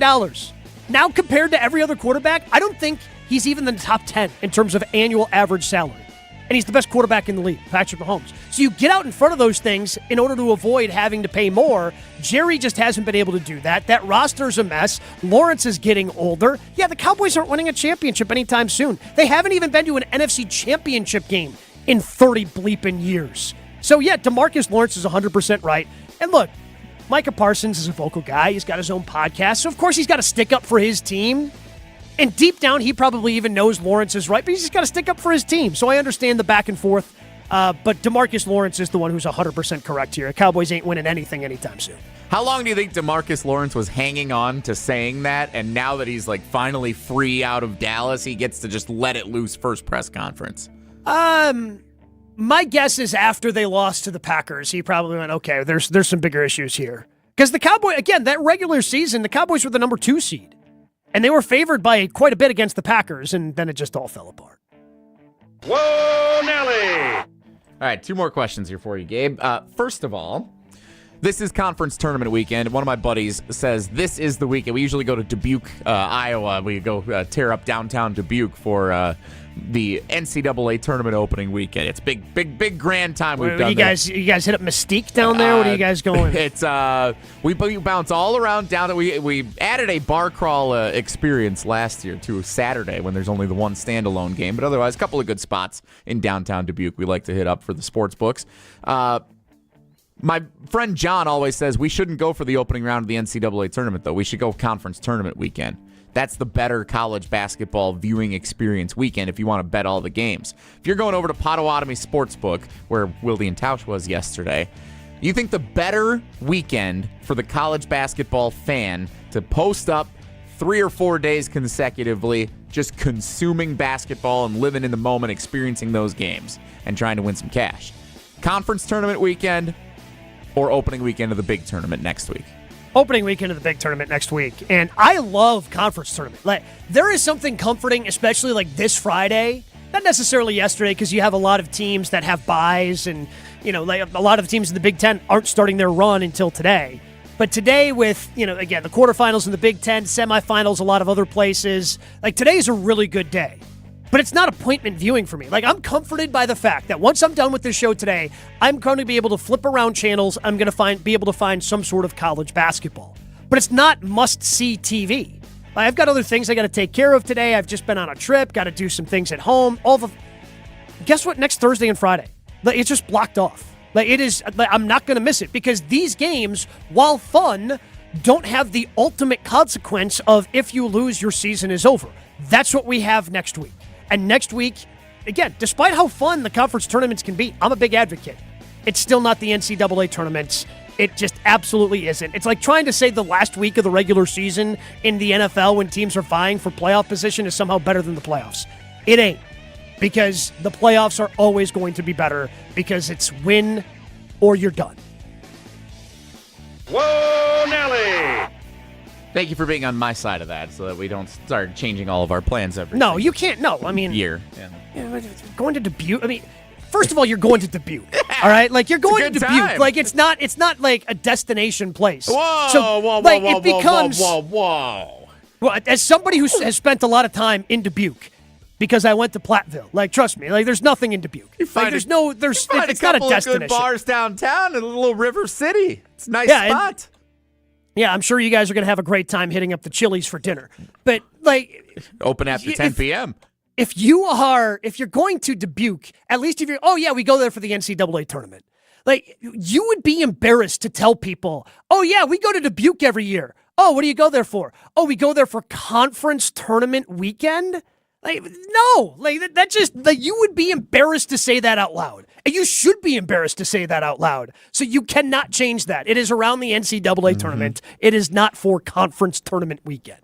Whoa, Nelly! Last one, got a text from my brother-in-law this morning. I actually brought this up to Jason off air. He said, you should ask Gabe about that. I wonder what his thought is on it. So we have an expression around here Tausch invented, IPT, in poor taste. In poor taste. Is it IPT, this is from my brother-in-law Nick, to wish your coworkers happy birthday if they don't like it because they're older? He wished happy birthday to somebody today, and he thought he was being very nice, say, oh, happy birthday, and brought stuff in, made a big deal out of it. And it turns out his coworker wasn't really a big fan of that because he or she is a little bit on the older side and doesn't like celebrating the birthdays as much as maybe he or she once did. So I have never really been in my adult life, because every kid, when you're a kid, you're all about your birthday, right? I feel like as an adult, you should grow out of that. Now, if somebody wishes me a happy birthday, like, I'm not mad that you wished me a happy birthday, and I'm not mad because, like, I know I'm getting older. It's part of just life in general. Like, you're going to be older, and it's just part of what it is. When it was my birthday, Greg Matzik, teammate here at ESPN Milwaukee and WTMJ, had sent me a text saying, I would never wish you a happy birthday because I know you don't like being wished a happy birthday. So that was, like, his way around it of not saying it, but kind of saying it. Look, I mean, if you say happy birthday to someone... I don't know why was your brother-in-law the one who was responsible for bringing stuff into the office? That's what I want to know. Like, because I have no idea what the dynamic is there. Yeah, that's the weird part to me. Because if you just say happy birthday to someone, like, I say thank you and I move on with my day. Because my birthday, it's just not, it's not that big of a deal to me. It's just another day, and we can proceed accordingly. But bringing in a bunch of stuff for somebody who doesn't want their birthday celebrated, that to me is in poor taste. And I will say this as somebody who forced Homer to celebrate his 60th birthday 10 years ago. We threw a surprise party for Homer 10 years ago to celebrate his 60th, which his wife was thrilled about because she promised him she would not throw him a party. So she was thrilled that we were throwing him a party. So I feel by making Homer's wife happy, like that superseded the misery that Homer had for celebrating his birthday. Because we all love Homer's wife. I think if it brings other people joy to celebrate your birthday, everybody has one. It's not like you're trying to hide the fact you don't have a birthday. Like, it happens at some point. If it brings other people joy, lighten up a little bit. They don't have to make the biggest deal out of it, but if someone says happy birthday, don't be like, ah. Yeah. Thank exactly. You. Yeah. No, again, to me, the line that was crossed was bringing stuff in to celebrate the birthday. If you don't want your birthday celebrated, like that's your right. It's your birthday. You don't want it to be celebrated. That's fine. If somebody says happy birthday, you just say thank you and move on. Greg on the Carbless Talk and Text line here in Milwaukee, I think missed the point, saying, Gabe, there isn't a Chili's in DBQ.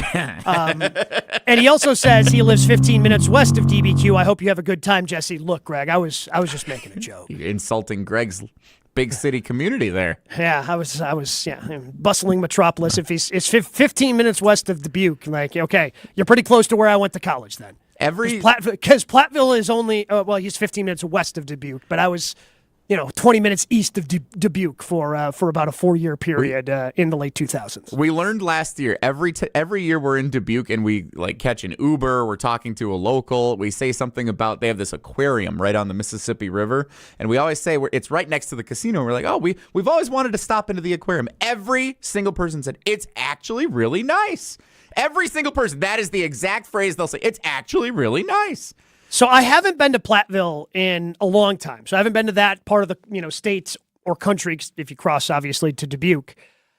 Is the Diamond Joe Riverboat Casino still there? It is not a riverboat, but it is a establishment on land now. Okay. Yes.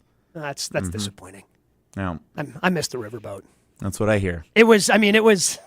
It was weird, but it was kind of cool.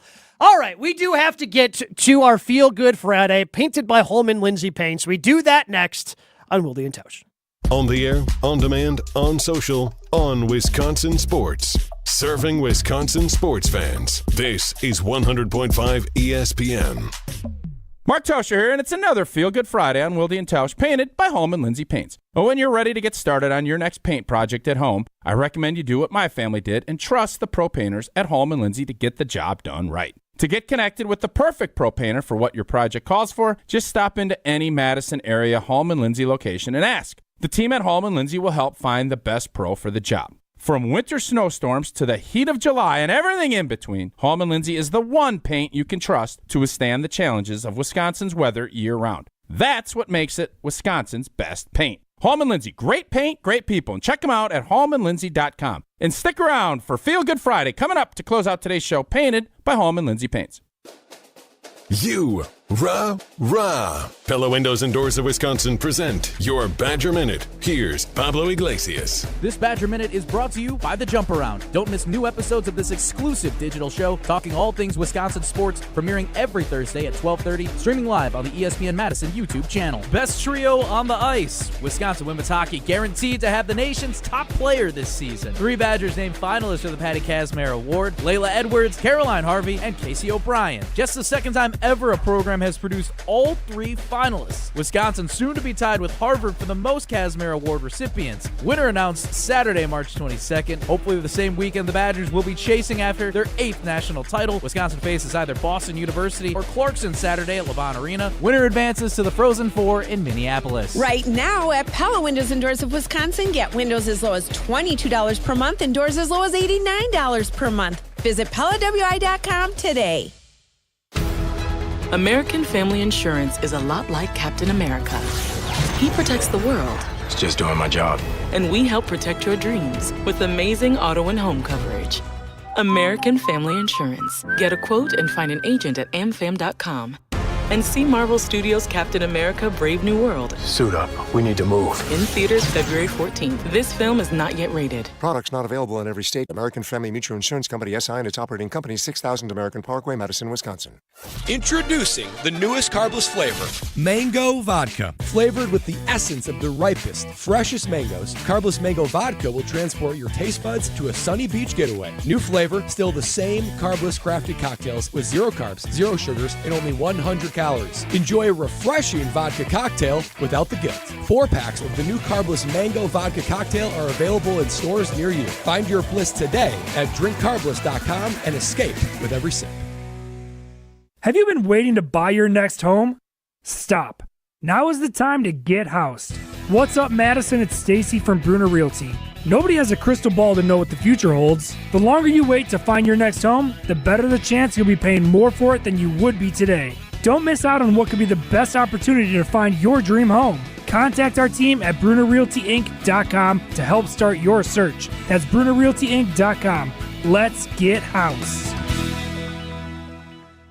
Mark Tauscher here for Chalmers Jewelers. I've been a big fan of Scott, Garrett, and the whole team at Chalmers Jewelers for years now. I go there, my friends go there, and most importantly, my wife loves it whenever I get her something from Chalmers Jewelers. It's my go-to spot for birthdays, anniversaries, and any special occasion. For quality jewelry and a great experience, choose Chalmers Jewelers, the place to go for that perfect gift. Stop at Chalmers Jewelers in Middleton and Madison.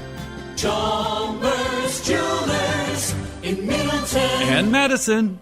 Join the Madison Money Guy, Christian Finfrock, for Retirement Income Strategies, Saturday and Sunday mornings at 7. Get the information you need as you plan for retirement. That's Retirement Income Strategies, Saturday and Sunday mornings at 7. Investment advisory services offered through Retirement Income Strategies, an SEC-registered investment advisor. You gotta get down on Friday. It's time to finish the week off right. It's Feel Good Friday on Wilde and Tausch, painted by Hallman Lindsay.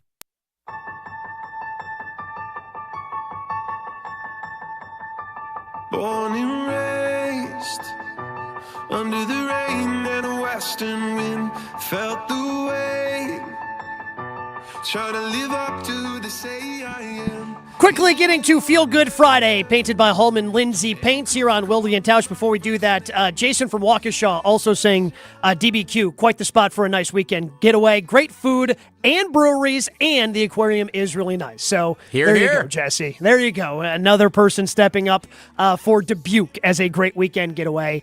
My Feel Good Friday, and maybe it's a little bit of a pat on the back to us here at Good Karma Brands, but I was pleasantly surprised when I saw a press release hit my inbox when I was in Vegas earlier this week. I think part of the issue for Major League Baseball has been access to fans. And with this whole mess that's been going on with FanDuel TV and all these different things, where can you find games? The Brewers reached out to Good Karma Brands, and we helped them out, getting them the best deal. But the Brewers are going to be airing 10 games over the air live television here in Milwaukee. It is going to be on Fox 6. News Channel 3 in Madison going to be carrying those 10 games, including the Brewers home opener later this month, just a little over 2 weeks away. So that's just a big win for Brewers fans. Jesse, and I know you're a big Brewers fan. Just having access to games and having that with 10 games over the air, and after opening the Brewers home opener, it's all going to be Tuesday games, is just a really good thing for Brewers fans that they now have access to games that maybe they don't, because more and more people have been cutting the cord and don't have access to FanDuel TV or Bally or Fox Sports and all the different iterations that has been. But that's really good for Brewers fans. It seems like something so simple, but yet we've taken it for granted, especially over the last few years when it's been more prominent. So yes, the fact that our company has a part in playing so that we can have the Brewers more available to the fans around the state is awesome. So I'm right there with you on that one. I also wanted to give a shout out to Michelle Smallman, who joined Wilde and Tausch this week from Unsportsmanlike on ESPN Radio. This morning, she announced she's running in the New York City Marathon on behalf of the V Foundation, of course, for cancer research with ESPN. You hear all about the V Foundation year-round, and they set out at the start of Unsportsmanlike this morning, Evan Cohen, Michelle Smallman, Chris Canty, to raise $3,750 before the end of their show today to help Michelle's run for the cure for the New York City Marathon.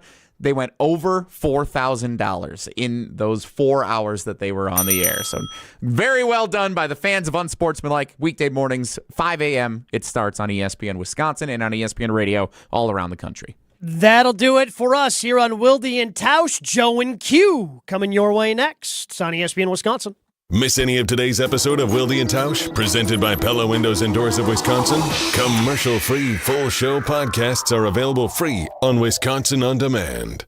Mark Tauscher here to tell you a little bit more about Everlight Solar. We all know that electricity costs are on the rise. That's why you need to talk to my friends over at Everlight Solar. Their local team here in Madison is here to keep it simple. From your no-cost consultation to solar panel installation, the team at Everlight Solar will be with you every step of the way. Not only will they help you save money, but by switching to solar, you're also helping save the planet. Everlight Solar, a proud partner of Wisconsin Athletics. Check them out at everlightsolar.com.